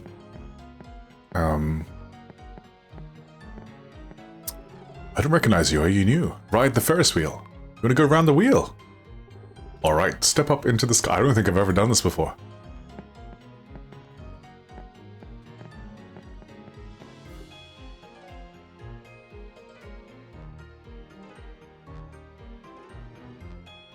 This is so pointless, I love it. From way up on the Ferris wheel, you spy Flemmet slithering into the carnival. He approaches the booth and loses a game of spin the wheel, though it doesn't look like he cares. He quickly checks his watch and slaps his head in surprise. He rushes back to the apartments, rudely bumping into people along the way. You can see much of the city from the Ferris wheel. Cute!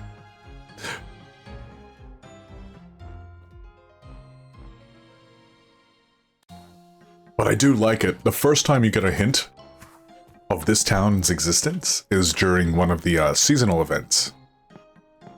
Which I think is the Lantern Festival. Oh, that's the second one, yeah.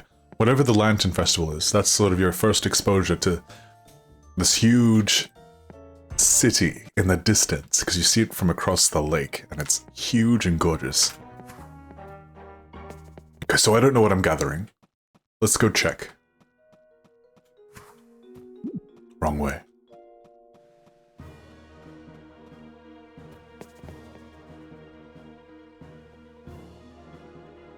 I hate how you can only walk through here. Oopsie, wrong way, wrong way. Like, I've always been a very much, please foster. Please fast travel. So yeah, like, I'm quite behind. Honeyflower. Rice. So I think I need those. Oh, and also sugarcane. I think I've got the rest.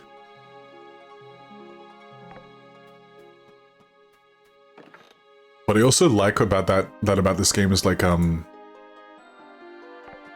doing all these achievements, even in your own museum, gets you like wild stuff. Like I did the currency altar and it got a set that increases gold and currency acquired from all sources, which is awesome.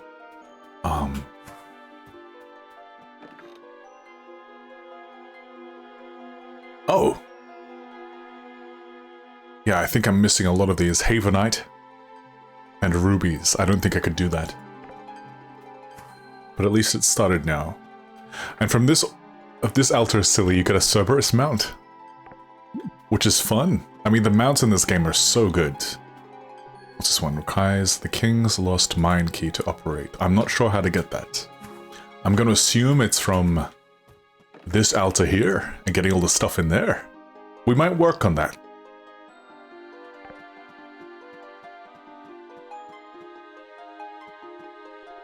Oh, hello. Are you here to make an offering to gain the Moondragon's good graces? We've done that one already. Easiest one to do.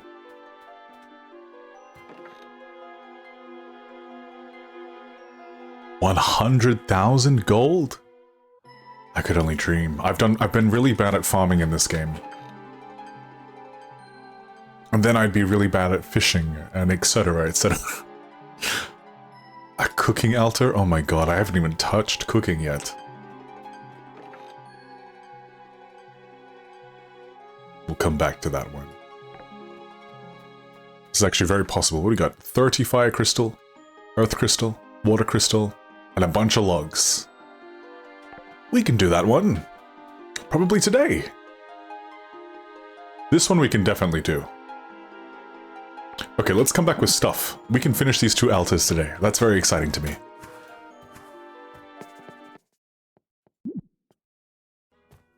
We just have to, I guess, jump dash. Jump dash away. Oh, wrong way.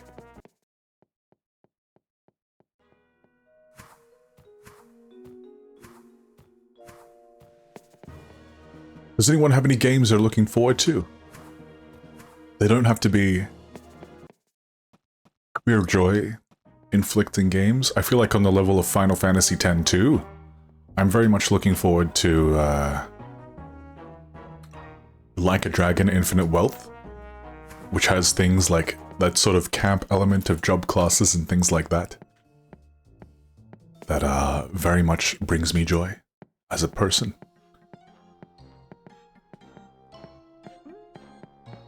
Speaking of Final Fantasy, they are giving us another entry into the Final Fantasy VII Remake, which already has characters like Aerith and Tifa alongside, what game is coming out? The sequel to Like a Dragon Infinite Wealth. Would you like to watch a trailer?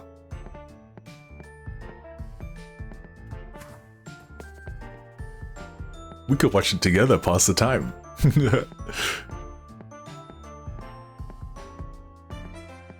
And there's also Grand Blue Relink, which is another RPG I'm looking forward to, but that's very much more like on the cusp of anime. Oh yeah, unfortunately, not the kind of game for me, based on the values held by a certain person.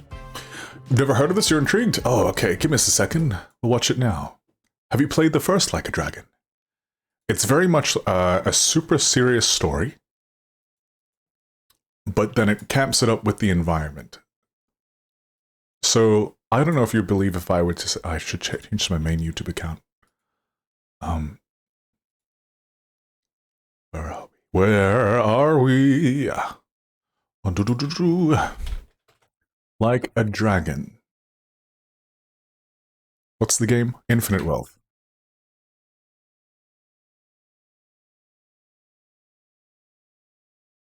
I think this might be it. Gameplay reveal trailer. Let's have a look. So this is a sequel. Just assume it's camp. Campy camp up the camp. You know? The campist. And it's coming out January next year. And now, if any of this looks interesting to you, Felix, I highly recommend getting yourself Like a Dragon. It's on PC and PlayStation and all that. Like a Dragon is going places.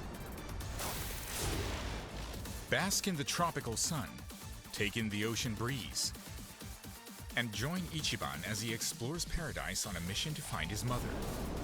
Alone, far from home. No, it's not actual dragons, no. It's, rock bottom. gangs. So pack your bags and get ready. You're going to Hawaii. So the fandom, yeah. Again, you know, decisions can't be made in a day. Weather system, the sights and I totally get it too.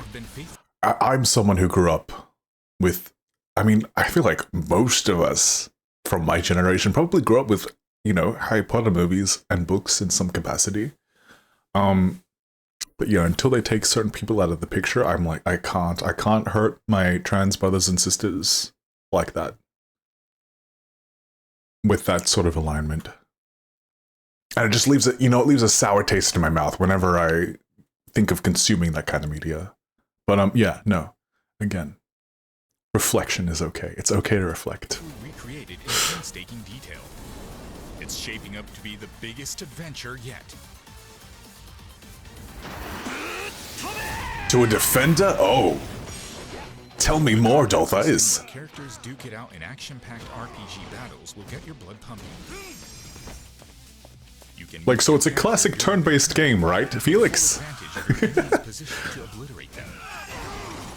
Kazuma Kiryu is back and ready to rumble. And he's got plenty of tricks up his sleeve. It's very much in alignment with like Super Mario RPG and stuff like that. And unleash mayhem in real time. Crush your enemies with overwhelming power. Additionally, by taking tours only available in Hawaii, you can change into brand new jobs.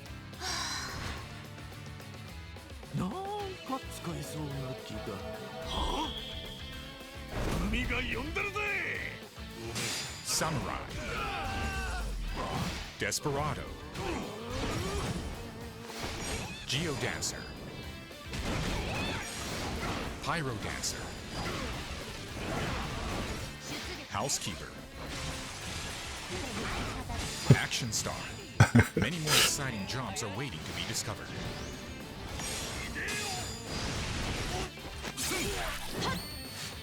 Observe, listen, or just have fun, and find your career. Very choice. camp. Anyway, I'll let you figure that out in your own time. If you think any of that looks interesting, I highly recommend Like a Dragon. It's a very serious game, and then it starts giving you freedom to camp it up, and the side quests are some of the best in any game ever already. So that's a very much a game I'm looking forward to.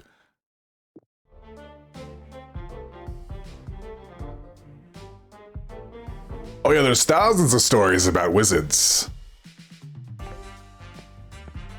And then it's like, well, it's not just that if you're defending and doubling down on... Like, it's not just about wizards. And it would be, again, a lot of this would be fine if they stayed out of the way.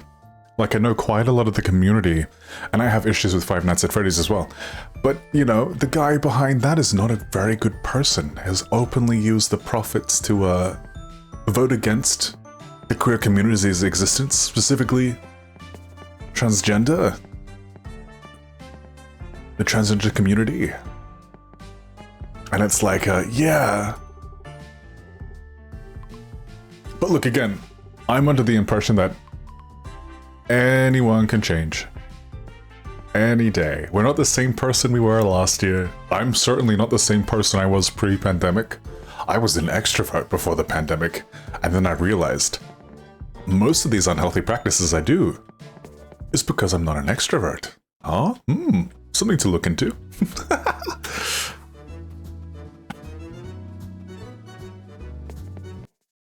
Yeah, found to be horrible people. My issue with specifically the person in question is that they're very much at the forefront of their powerful, their power, openly campaigning against this wonderful community we've built here, which is, I guess, the main issue. Again, same issue I have with the Five Nights at Freddy's guy. But again, you know, it's of course your choice to perceive it otherwise. I totally understand that. Yeah, all we can hope is for the betterment of what we love and what we enjoy.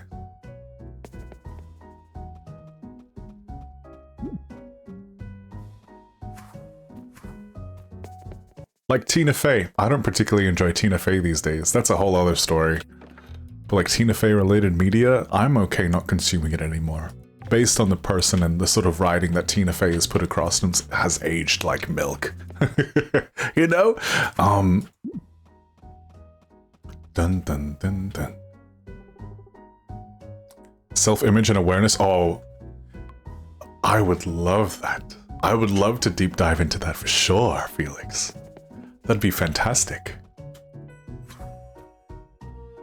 But yeah, I would say specifically in regards to Harry Potter, the sour taste comes from them sort of being very much alive and at the forefront of their narrative and the media's narrative of how they want to be perceived and how it's sort of sinking into their fandom and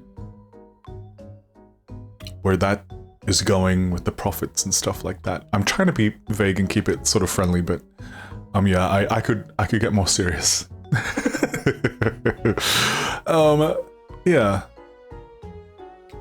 Aw.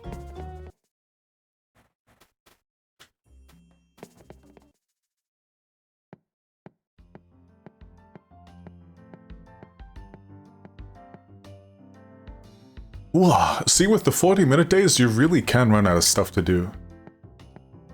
I think what I probably do now is make some keys, and then we go into the mines and start collecting resources, but that's where I crashed last time, so I don't know about that.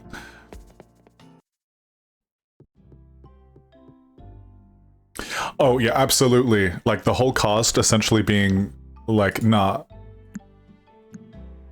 Miss Thing is wrong. Those are wrong thoughts to have.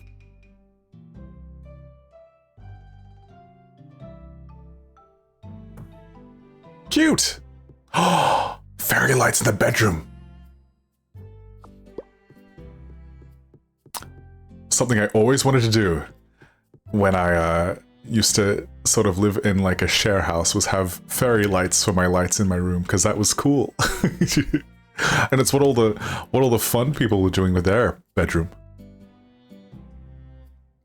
Just nah, mama, that ain't it. Yeah, the cast. Pretty much. The Golden Trio. Emma Watson, Daniel Radcliffe, Ronald Weasley.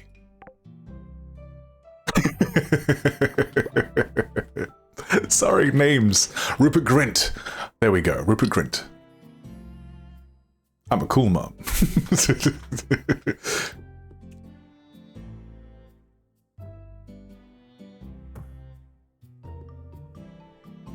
Oh, poor Rupert. Yeah.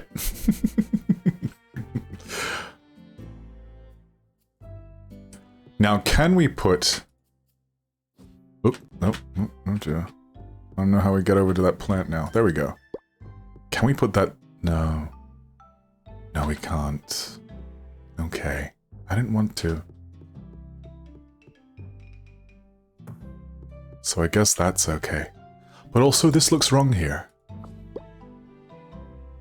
Is there a way I can have it more in a thing? Oh! No, something's wrong with this. It's not quite aligning. That makes me so sad.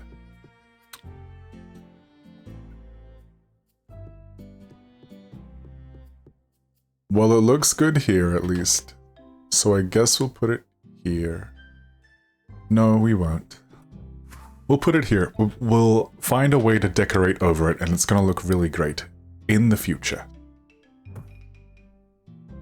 There, that looks intentional. Oh, turbulence.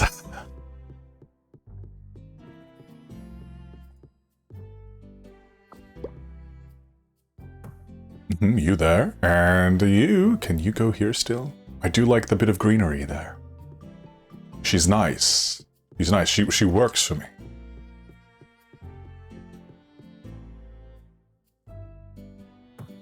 But yeah, no, I wish everything was like likable, you know? From now into the future, pay no attention. This is a work in progress. The chaise lounge is a work in progress. Calm down. No. You're not hurting everyone. You're not hurting everyone. It's more like it's sort of like with Tina Fey. You look back into the writing and it's really all there. And it's like, oh. And again, I have wonderful memories with the actual franchise itself. Like, it used to be my Christmas movie to watch the Philosopher's Stone or Sorcerer's Stone, and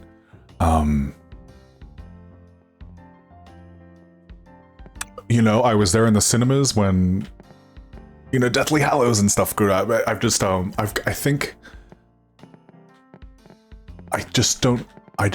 align with it these days. But I have wonderful memories with it. Wonderful memories. Yeah. And this is like stuff like that. I'm like, this is unsalvageable, isn't it? We cross our fingers and hope. What did Tina Fey do? Oh, just her writing, Doll Eyes. Watch Mean Girls, which is still an iconic film, but oh, some of that dialogue has aged like milk. It's a lot of bit racist.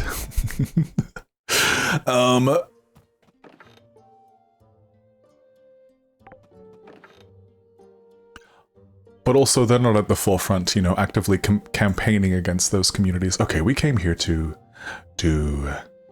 Oh, I don't have enough Havenite, do I? We got enough of this stuff, though. So we'll bring this stuff over. Yeah. And then...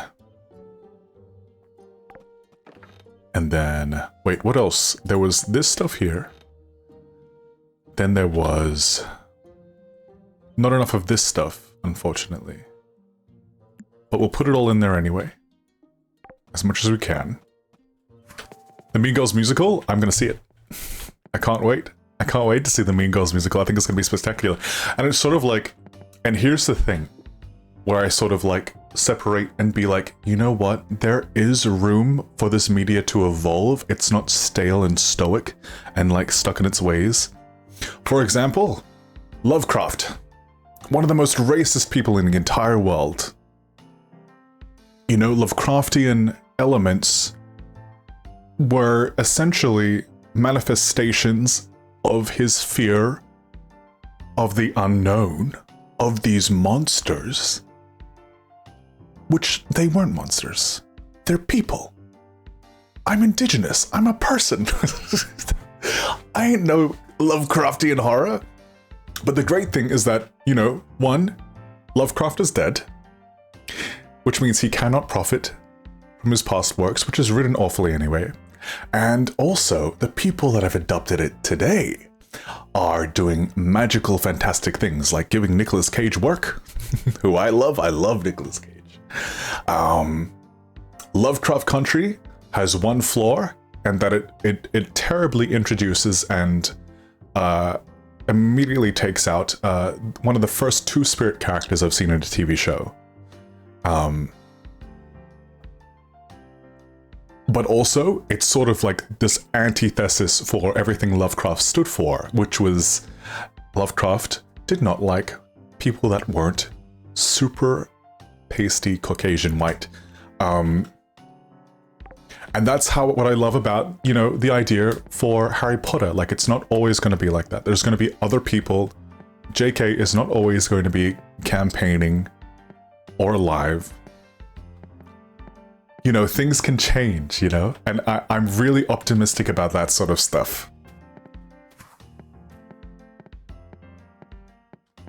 Yeah, Mean Girls the Musical, Brandon. It's Mean Girls the Musical. No one knows it's a musical because there's no musical in the trailer, but it's Mean Girls the Musical, and it's going to be fantastic. Is getting old, yeah. Or being perceived as like a horror, you know? Ew. Right? Yeah, really. It's gonna be a musical. I'm super excited to see it in cinemas. I don't know if you've seen any of the musical numbers. Don't look them up. Some of them are hilarious. And so yeah, I'm excited for that. It's probably the only reason I'm excited for Mean Girls coming back and being remade. What were we doing? We were going to Withergate.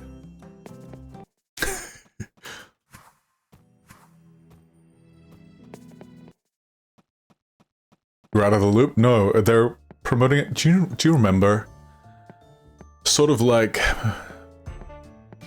Sweeney Todd.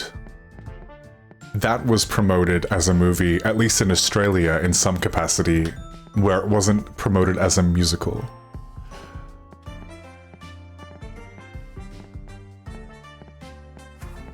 Exactly, Adam, there's so much.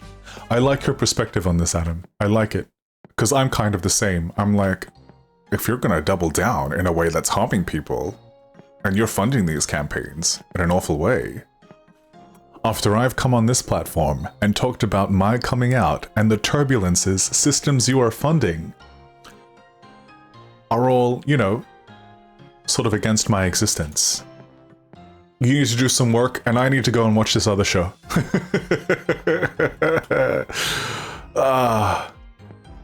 Positives from negatives, yep. As with RPGs, I totally get that.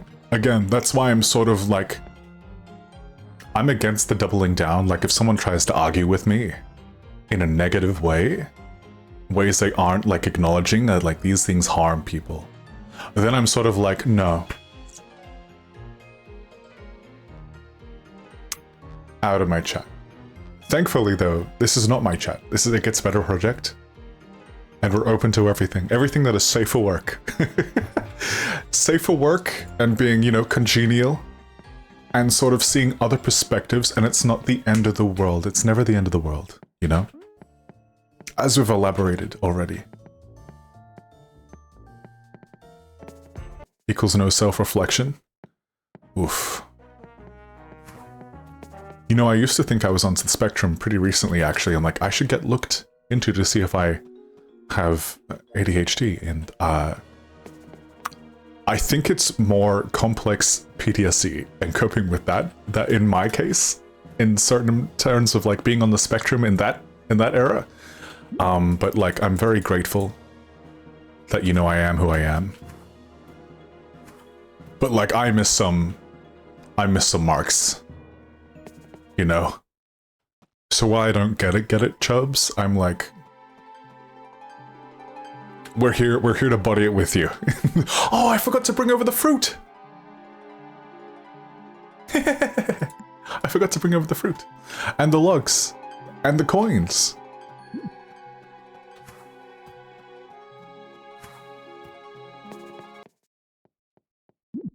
We're here to no self-reflection with you, if that's what that means.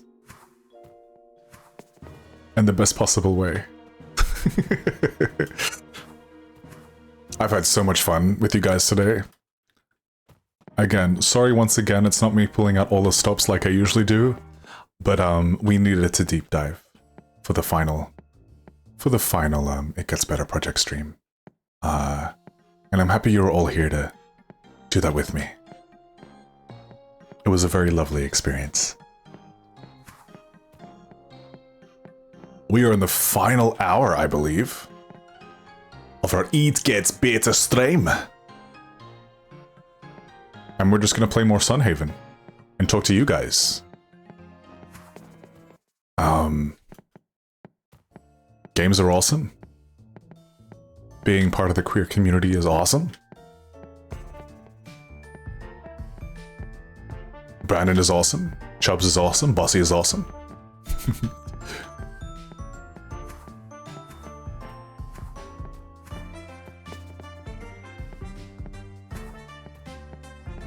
I'm glad that there has been opportunity to let me do stuff like this. And making new friends, you know, while coming over from our own channel each time.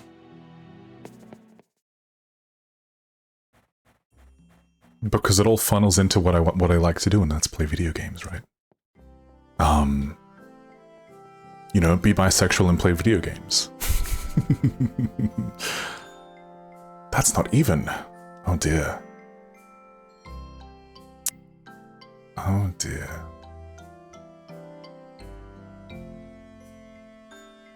We have to move that.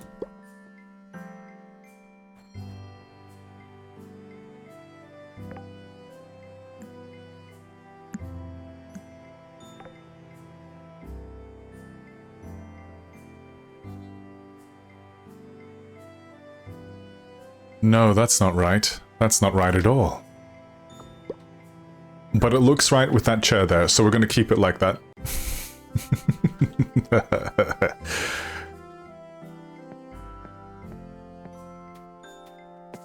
Okay, what was I... Another bench? That could work. I'd have to find another bench, of course. So that could be days and days of RNG seeking. That could take time, unfortunately. Sag. Very sag. But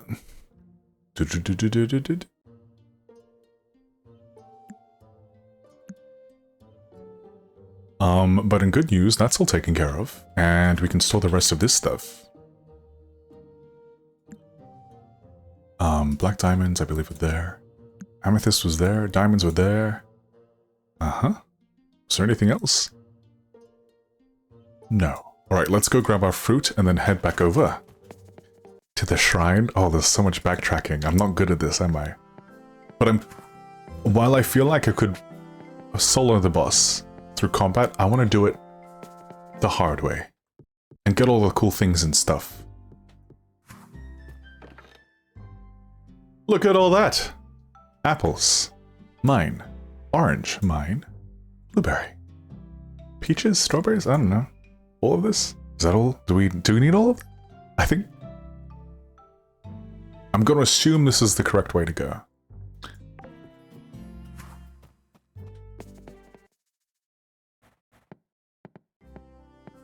Yeah, I think another bench crafted there will sort of bevel that out and make me not feel so awful about it. Can I just say again, this is looking so great. We're gonna come back a year from now and look at this pumpkin in its full glorious glory and be like, yeah, it was worth doing all those ticket games.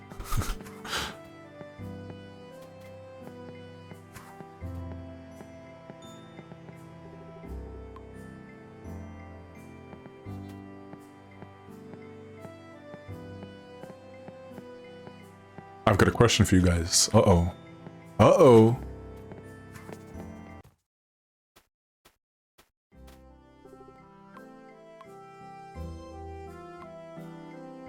What brings you queer joy? Now that we've gone from start to finish, through the lows and the highs and the crying with the Mass Effect cutscene, what brings you queer joy? That could be literally anything, safe for work, of course.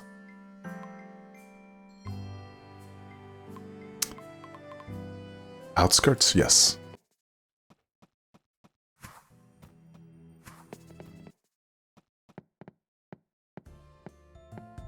Deer asked me this question recently. What brings you queer joy? And I answered, just having come back from Las Vegas and TwitchCon. And essentially all but like 2 days, I got bombarded with, you know, drag entertainment. And that's kind of always been my favorite thing to do when I'm in the city, or trying to get my energy back from nightlife in a way that is like a comfort space for me. It's drag entertainment. Because you get to see the sort of like unhinged creativity that some of these queens come up with, kings and queens come up with their performances. And it's a celebration of that creativity. Listen, Brandon, buddy.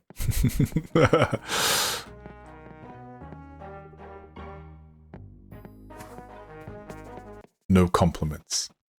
Won't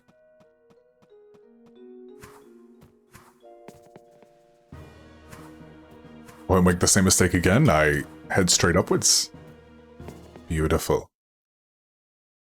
Congrats on my new name. Not yet. Not yet. This isn't my new name. This is It Gets Better. This is the official It Gets Better project channel. Two Spirit, welcome in. How's it going? Horror brings you joy? I love that. I love that. Okay, that's all the fruit offerings. Oh, I forgot the logs. Of course I forgot the logs. What do we get from here? A butterfly ring. You've completed 3 of the 9 altars. What does she do? A beautiful ring enchanted with the essence of butterfly. Summoning a butterfly companion who protects you from the first instance of damage taken every 30 seconds. That's so cute.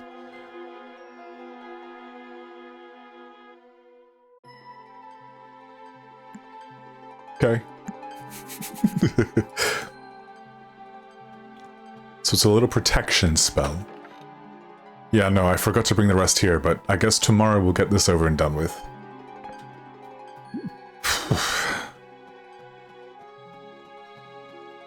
The community here on Twitch is what brings you joy. You've never had the support and love. I get that too. Digital communities are very important.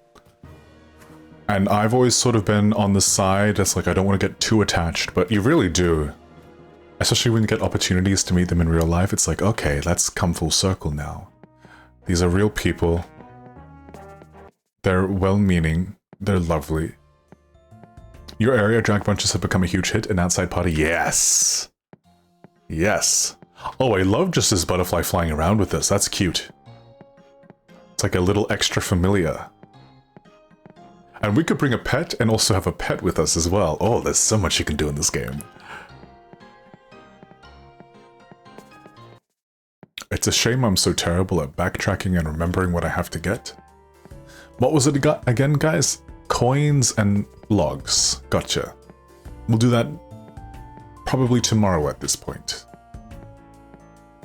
Because it's Betty Buys time. It's time to go night-night in Sunhaven. You don't have much exposure. Yeah, I'm the same way. Again, live in the middle of nowhere. I always chalk up, you know, Twitch communities. I would not be... Like, I probably wouldn't even be verbally speaking properly if I wasn't speaking so often. So Twitch has helped me with that sort of language. You're agoraphobic, so Twitch has been a lifeline for you. I actually didn't know that about you, Bussy. Thank you for sharing that with us. I couldn't imagine living with agoraphobia. You're doing great, Bossy. You're doing great.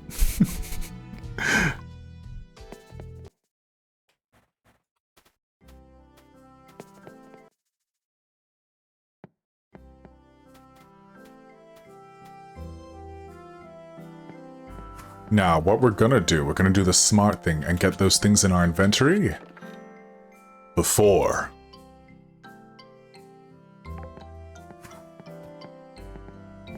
What else? Logs. Tree logs. 300 tree logs. I think I might have 300 tree logs. I'm not sure. You never talk to a lot of gamers before the Twitch and Has community. That's interesting. I suppose I relate. I think I relate to that one, actually. Yeah, because, like, I was on... Oh, I don't have enough logs. We have to go cut logs tomorrow. Rejuvenating when you only get out a bit. Yeah. It can be our only means of connection. And without, you know, the connection, regardless of whether or not you're an introvert or an extrovert, if you're an introvert... Fun fact. As an introvert, I give advice to other introverts. No matter how much of an introvert you are, your goals will always, like your goals for happiness and longevity and progression will always align with other people. It's more of a ways of finding ways of doing that where you're comfortable, you know? Gang gang. Introvert gang gang. We're home just in time. Beautiful. I love this butterfly. So cute.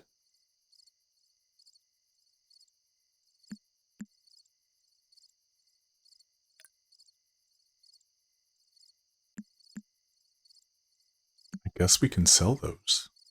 Yeah? We're not in trouble for selling those, I don't think.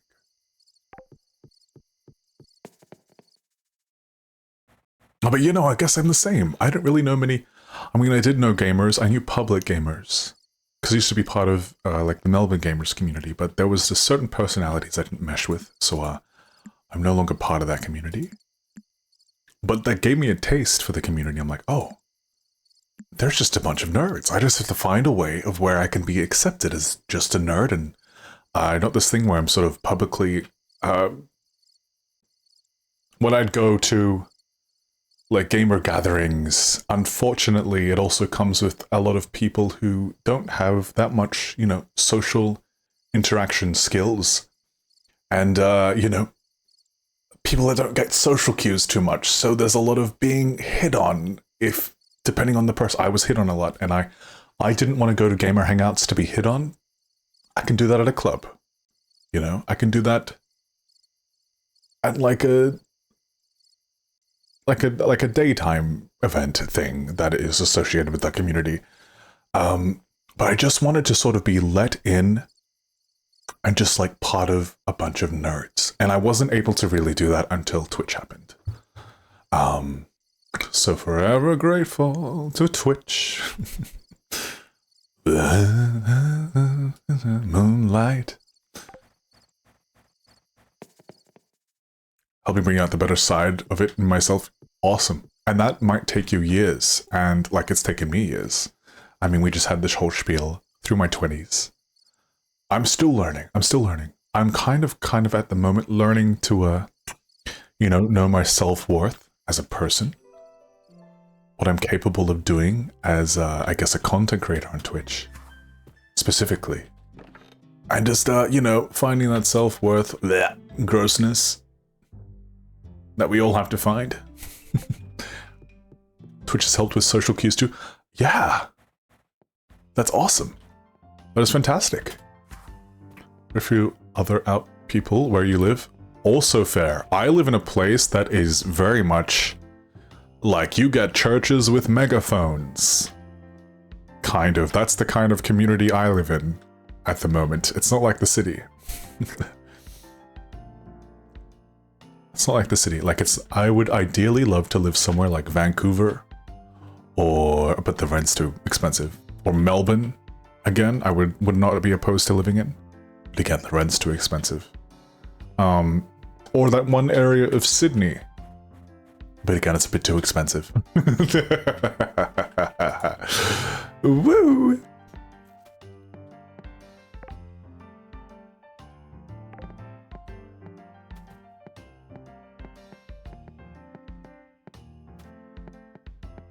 Okay, goal today, 300 tree logs. Let's go. High trees. Meat. Knife.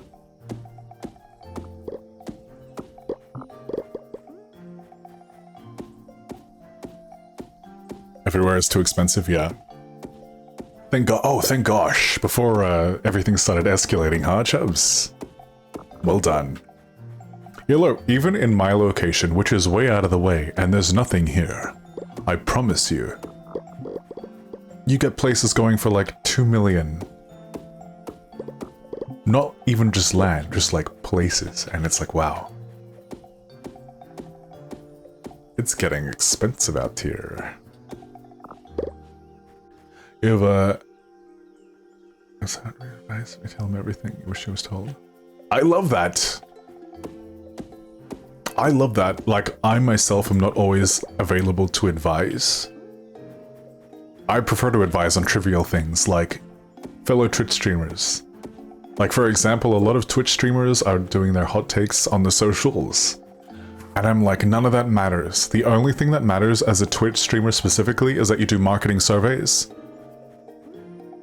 And everything else comes at your own speed, like networking and stuff like that. There's no correct way to stream. I prefer doing that to giving LGBTQIA plus advice, but I am pretty experienced now. Like, I even went to I've gone to a circuit party in my lifetime, something I didn't do until the start of this year, post-New Year's. That was a first for me, so now I can... marketing surveys, yeah. In your settings, Felix, there is a little... in your settings, Video producer, settings.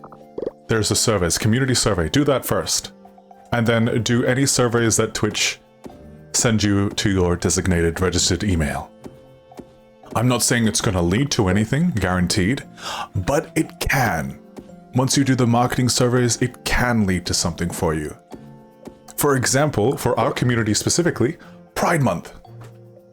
In ANZ, we celebrate Pride Month twice. We celebrate it in February, and we celebrate it alongside the Americans. So already, that is 2 opportunities to be part of Pride Month in Australia, at least. Love that advice, though. It's the only advice I can, like, give, and it does no harm to anybody. Like, it's nothing about camera setups, which is... Correct setups, there's no correct setup. No such thing. Okay, look. These are 2 cheap ring lights I got for, like, 30 bucks. They're garbage. You can't do much with them. They probably surge my power. Ugh. What I do have is a green screen. That stuff doesn't matter. You don't need no green screen either. Some of the biggest streamers on here don't have green screen, or pro-crude lighting, or show their face. None of that matters. The one thing you can truly control with Twitch that will progress you and propel you is doing the marketing surveys. Anything else, like any other advice, can be downright, you know, classist and ableist, and we're not about that here. We're about embracing all communities, big or small, queer or not.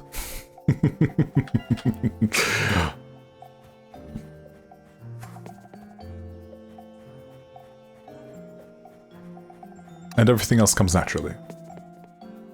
Tada. Well, naturally to an extent.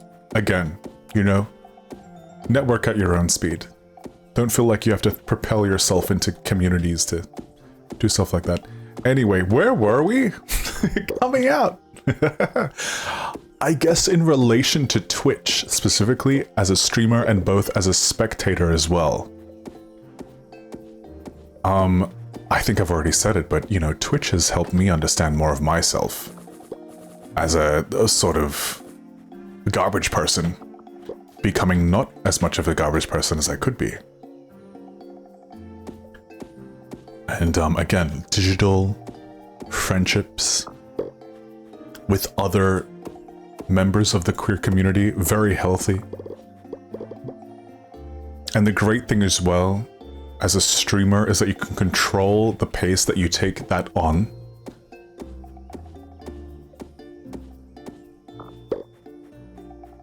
All that loveliness. You must go do some actual work. Thanks for the stream, and you're looking forward to the rebrand. I'll see you!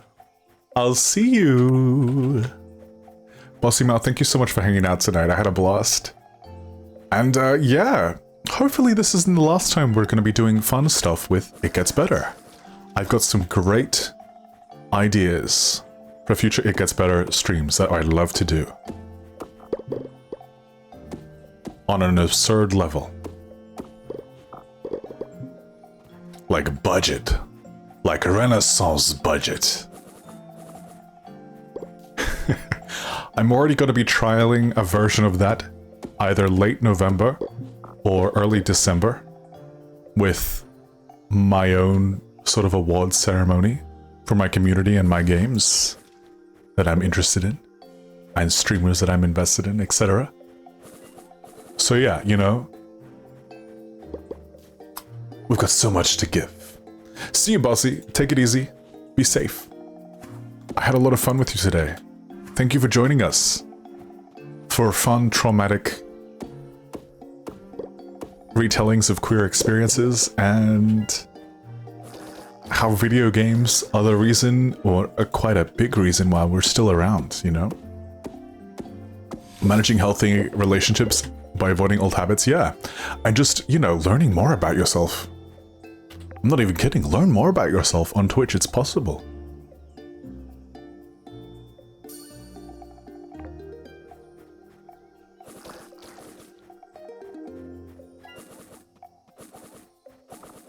I love how all the enemies get like seasonal forms. It's very cute.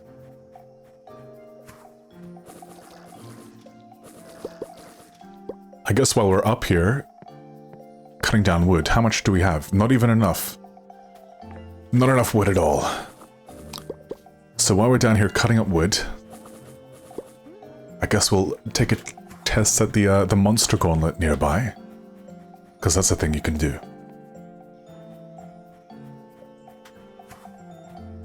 And I don't mean to refer back to TwitchCon, but it's on topic for what we're doing in regards to like coming out and how video games heal, and just sort of being more at peace with how we know ourselves. TwitchCon is a huge opportunity to network. Everything there pretty much funnels into networking opportunities. For me, I'm a bit of a stick in the mud. I don't like networking with people who want to... Like, I just want to hang with the people I want to hang with, right? And, you know, I still ended up networking with a bunch of wonderful, you know, my members of my own community, but also, like, drag entertainers that I've always, like, sort of looked up to. And that was, like, sort of natural, by just going to their events and being like, hey, you're really good at stuff. Thank you for being so good at stuff. And then talking about Street Fighter.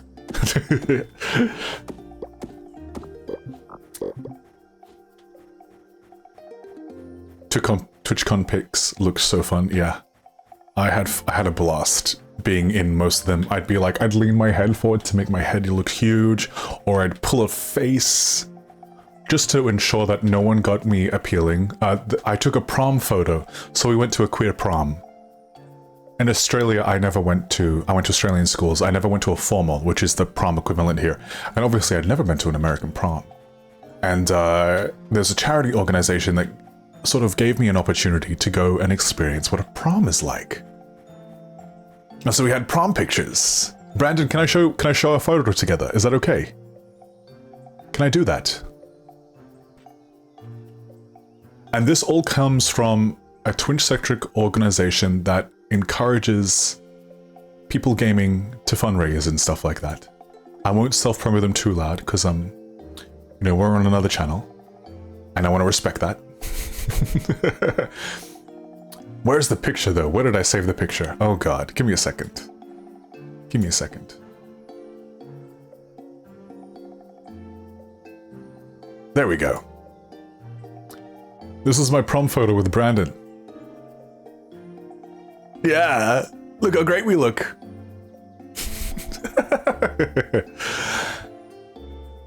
We look awesome. Also, that's me with a beard. Wow. That's maybe the only proper nice photo I took at a queer prom that all of these wonderful Twitch streamers and veterans went to. You know, and it had like a band covering Paramore and all the essential prom songs. And then it had like 11 or some ridiculous amount of drag performances. And it had Punch, and it had a popcorn machine and fairy floss made fresh. It was very much that fantasy. I had such a great time. It was maybe my favorite night in Las Vegas. Like in the movie The Prom, I haven't seen it. I ain't seen it. But that's what that was. And it was cool and fun. Fairy floss is so much cuter than the name Cotton Candy. Oh yeah, it's American as cotton candy, right? Fairy floss.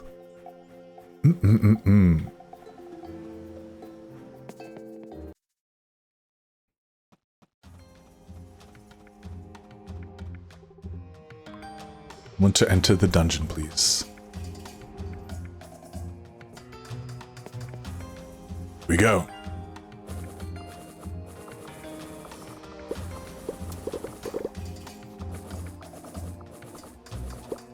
So the further we make it down, the better items we get. Oh, we should equip our attack damage items, of course. Do a little bit more damage. Where are we? On we go.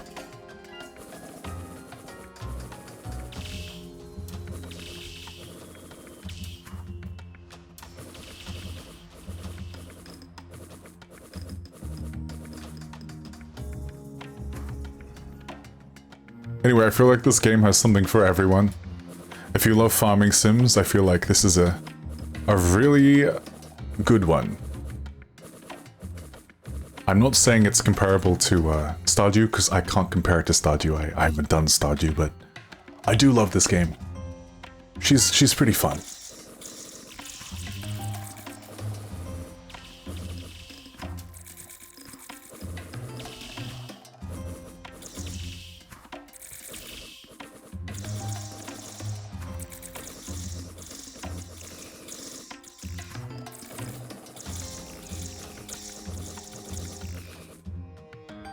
Ooh.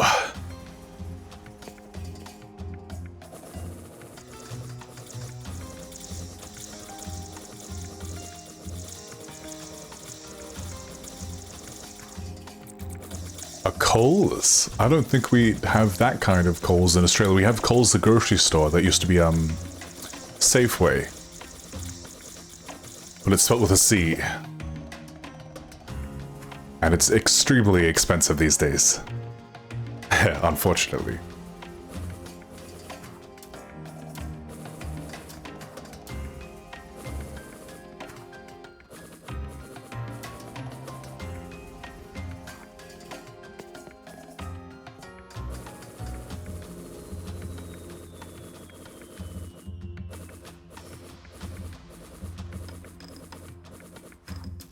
Run!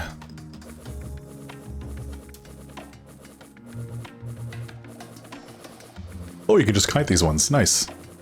We don't have to touch them at all. Beautiful. You guys have TJ Maxx, right?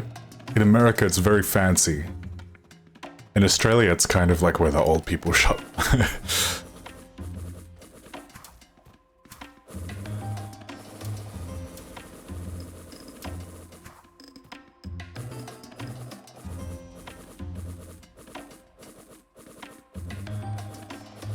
We're not doing enough damage. Let's spam some apples. You live across the street from a TJ Maxx? Ah, heaven. TJ Maxx is a good place to get gifts, is it? Worldmart? I got to go to Worldmart, Michael, while in America. That was fun. No, you could get some fun gifts at Worldmart. In my opinion.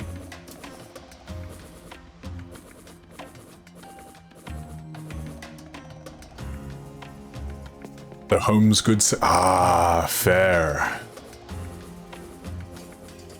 Okay, these are. We just have to kite them. Beautiful.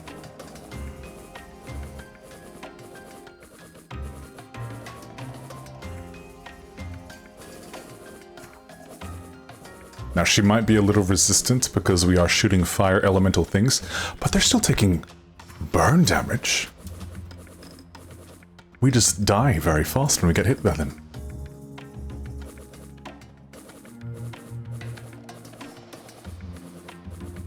Ooh, almost there, madame. Come on.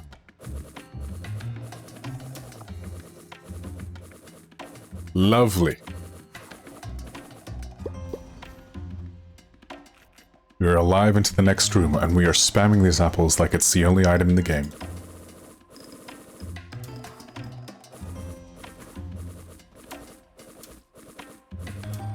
Uh-oh, these things are poisonous and... Oh, not poisonous, but they're fast. And they are ending our lives. Oh, God. Oh, we tried. You reached floor 21. Here's your reward. We got some EXP. We got a new key. Wonderful.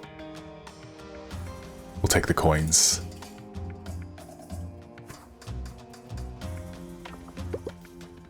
What does the Fighter's Crest do? Base attack damage by 5. We can discard it. Fantastic. We'll put it in storage. Home Goods is like a flea market. You do not need any of it, but you will love what you will get. I feel that. So valid. Ew. Ew.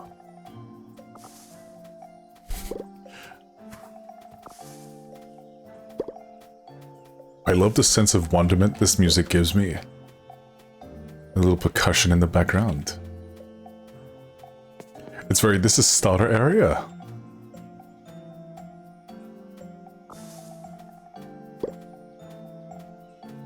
But it's gonna be unforgettable. You got on video was dancing? I kind of like some moments without video. You know? Not saying that I'm against videos of us, you know, prom dancing. That would have been fun. Oh, is my inventory full? Ew. Undo that. Attitude. Thank you. But yeah, you know, like how some moments are more sentimental? Sort of like, I used to go to every drag show and like record all the performances, like there weren't already about 70 other people doing that. And like, even with the drag showcase, I was gonna record that whole thing and I'm like, wait. Twitch has a film crew. They're gonna record it and it's gonna be about 10 times better, right? And it is.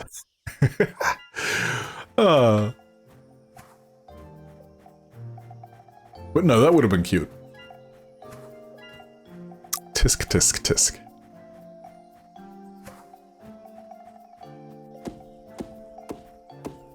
I love my little butterfly friend. What a great idea.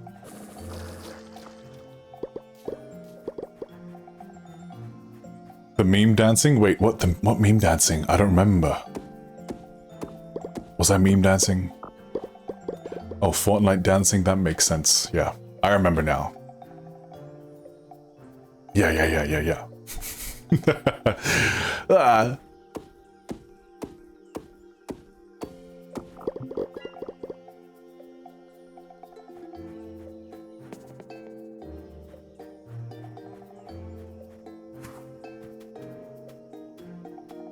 So they're an event. The reward isn't worth it, so I don't bother with it anymore, but I used to bother with it a lot.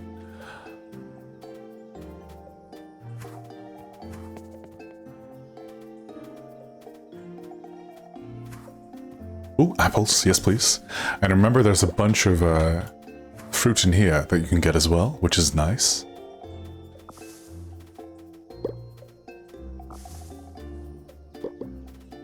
Should we change to the designated pride mount of the game? Since we're on It Gets Better, I think we should. You guys will see what I mean in a second. Oh, it's really pride. She's real pride. Even though, you know, this cat, the cake cat is kind of everything. This is more like deco aesthetic than anything else. I'll show you. I'll show what I mean. I think I have it stored in here. It's not the Cerberus mount. Maybe oh, I'd be so sad if I've thrown it away. You're working your way up to that size event. Anxiety-wise, there's so much time.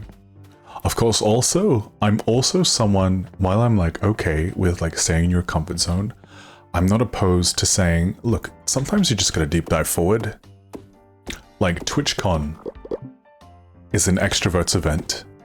The events I was going to were extrovert friendly, not me friendly. So honestly, a lot of it, I wasn't having a great time. But just because I'm in the middle of nowhere, I don't have social interaction, and I'm going straight from a 0 to like a 50 in terms of that thing. But thankfully, you know, there was enough queer events where I was finding enough joy and things in it where I'd be like, oh, this was an invaluable thing to go to. I'm glad it happened. Yeah? So yeah.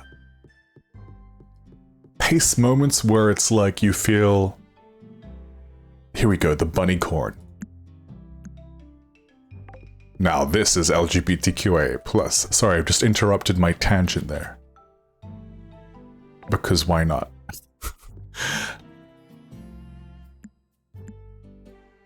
And we have just enough logs. Great. This is all good.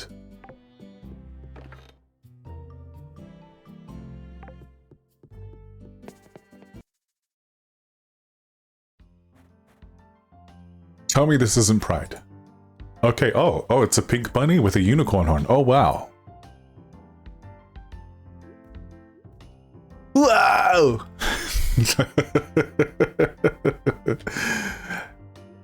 Rainbows.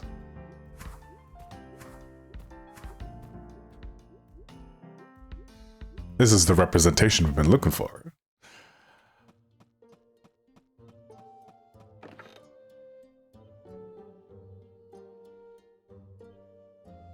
Is that a bunny? Yes, it's a bunny corn that has a trail of rainbow behind it. Isn't that so silly? I love it.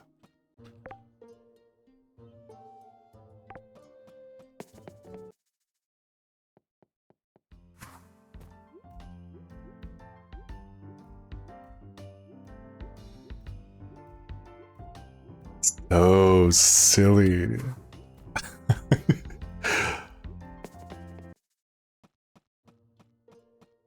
Again, the mounts in this game, uncontested. Any game you could think of which has better mounts is probably Final Fantasy XIV, and that's it. Nothing else.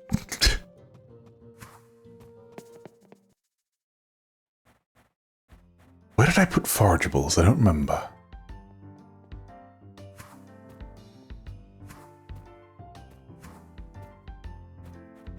We're just gonna sell our forageables, I think. Leafy's leaf. Some silk. Oh, we should keep the silk. Sell that, though. And we'll sell the mushrooms. And I guess we'll sell the apples. We're gonna need the apples. I feel like I'm gonna regret. Let's take the apples back. We love the apples. And I suppose for the rest of... Oh, here we go. The bug shell can go in there too. I suppose the potato seeds as well? Yeah, why not? Let's head over to... Oh, we'll put the ruby in there because I feel like... It just feels right. We do need like 9 more rubies. Nope, keep that. You're getting lazy. Okay, I am getting lazy. I'm sorry. I'm so bad at these games, you guys. Like atrociously bad.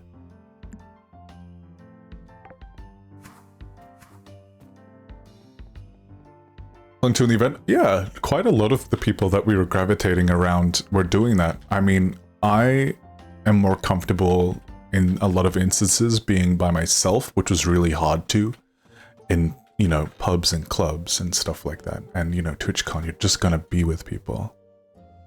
I'm also glad I went on the Friday to actually check out the TwitchCon floor, because that for me was already too busy.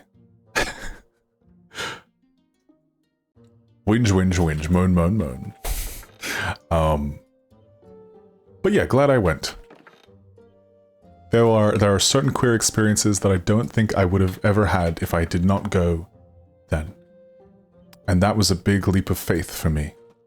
And financially, one of the wildest, irresponsible decisions I ever made. Huh. Huh.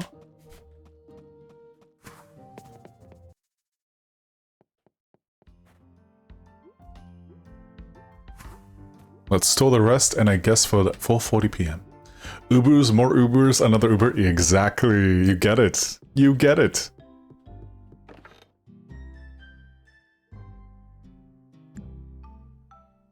Oh, we'll keep you in there.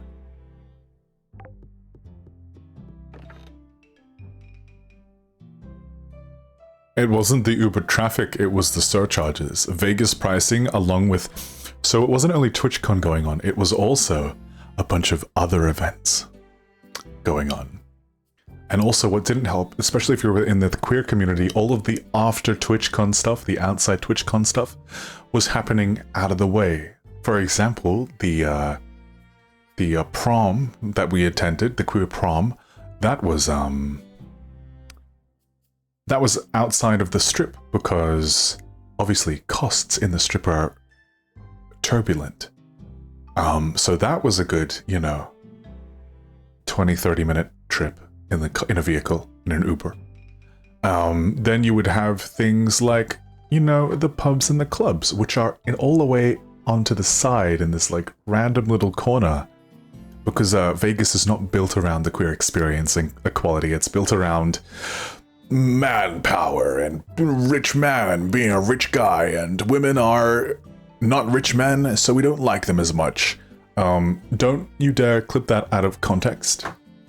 That's just the Vegas experience, okay? That's what it's like being on the Vegas Strip. And so all of these experiences where you funnel into these more equality-driven places. Will we be clipping? Please don't. Because without context, that could get me in a lot of trouble. I'd very much appreciate it if you didn't. And also, I can't delete those clips myself, so... Naughty. Anyway,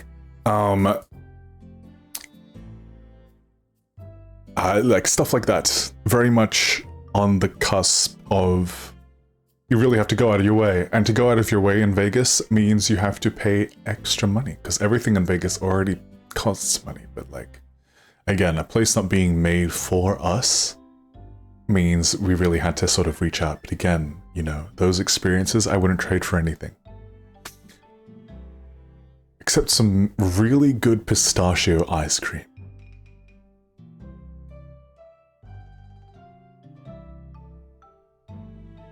Bride family for $5 for a ride. Oof. I mean, that's a good time. You can't catch an Uber out here, unfortunately. You have to call a cab service. You have to book one with them. It's pretty wild. And you have to book one back to here as well if you want to go there. So recently I was going to and from the vet. Wow, big money. If you cannot drive like me, if you are unable to pilot a vehicle due to being a seizure risk and stuff like that, you're gonna have a rough time out here in the nowhere.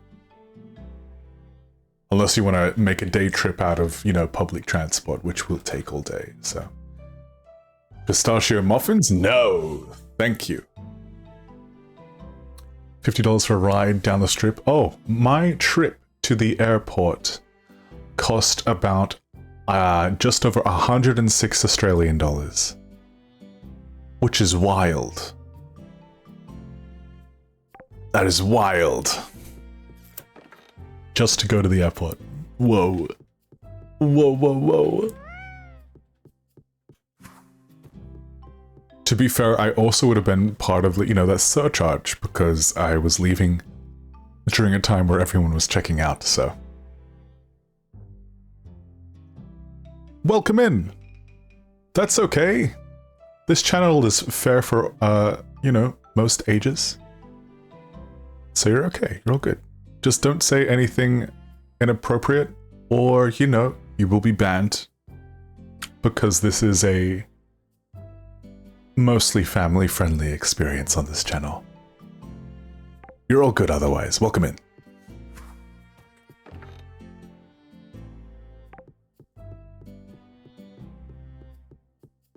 Ooh, this candle would look good outside, perhaps.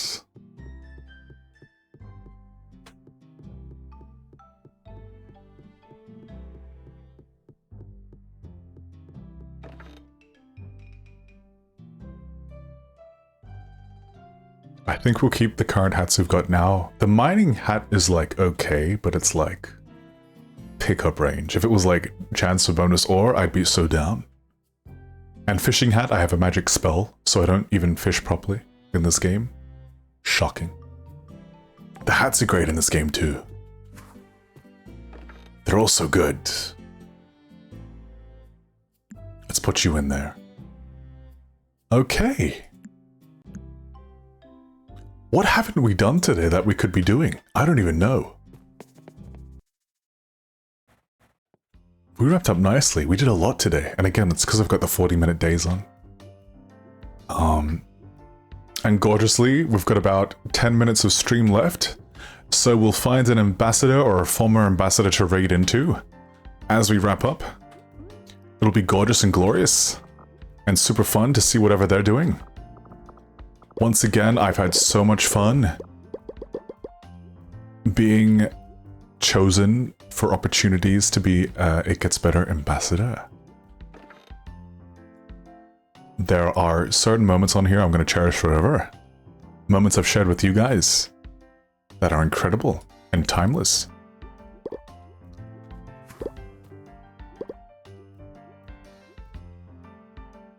And we're out of space, and I need to deposit stuff.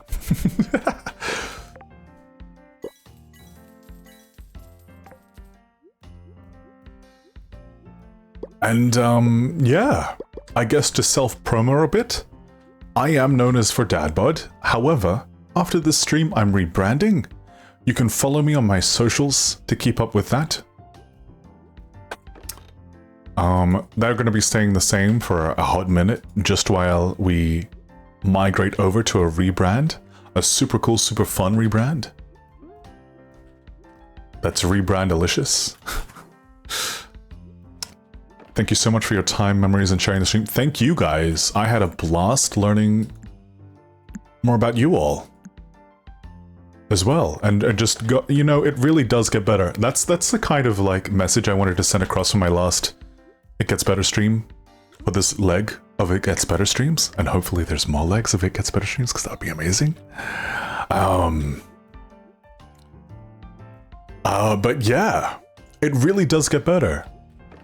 If you would come in on that start of the stream where we had to put an actual trigger warning up because of what we were talking about being quite not fun stuff, not fun things to talk about, dark stuff. Obviously I'm in a different place entirely these days. And I'm not also saying that those will be the last times you revisit those not so great places, but it really does get better. And that's kind of what I wanted to convey today. It do get better. It's like, mate, what isn't the most spectacular day today has the opportunity to be a spectacular day tomorrow. Wow. Wowie zowie. What are we doing after stream today? Is anyone getting ice cream? I'm probably gonna have another ice cream. Just to celebrate post-stream. And while I do all of my post-stream admin. But yeah, if you want to see announcements for rebranding and stuff, you can follow my socials. It's For Dad Bod. But I won't recommend you come over to For Dad Bod, or maybe you can.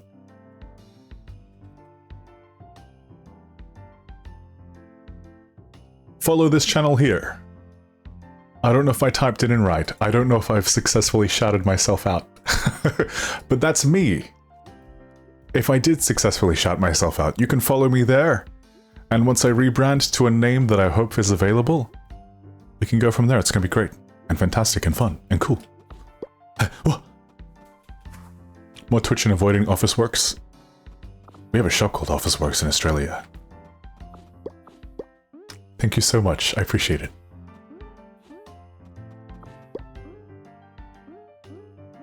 Yeah, you can follow me on there, regardless of what my name change will be. Just be like, who is this mysterious, handsome devil on my followed list that I haven't looked at before? Oh, formerly known as For Dad Bod. Wow. Alright. I have nothing much else to add to the stream, other than thank you for enjoying the chill vibes. This was amazing. I had a blast. It was nice having a sort of restrained stream for once over here. It's always wild on It Gets Better. It's always wild. So yeah, this is very much welcome. We are going to go over to the apartments and listen to that music there while I find out a wonderful place to rate us. Hi, Bodhi. Good to see you. Thank you. Thank you. I didn't want to say too much, but I'm thank you. Thank you very much. Thank you, Felix. I'm like, what if I wink at the camera? Is that gonna do anything?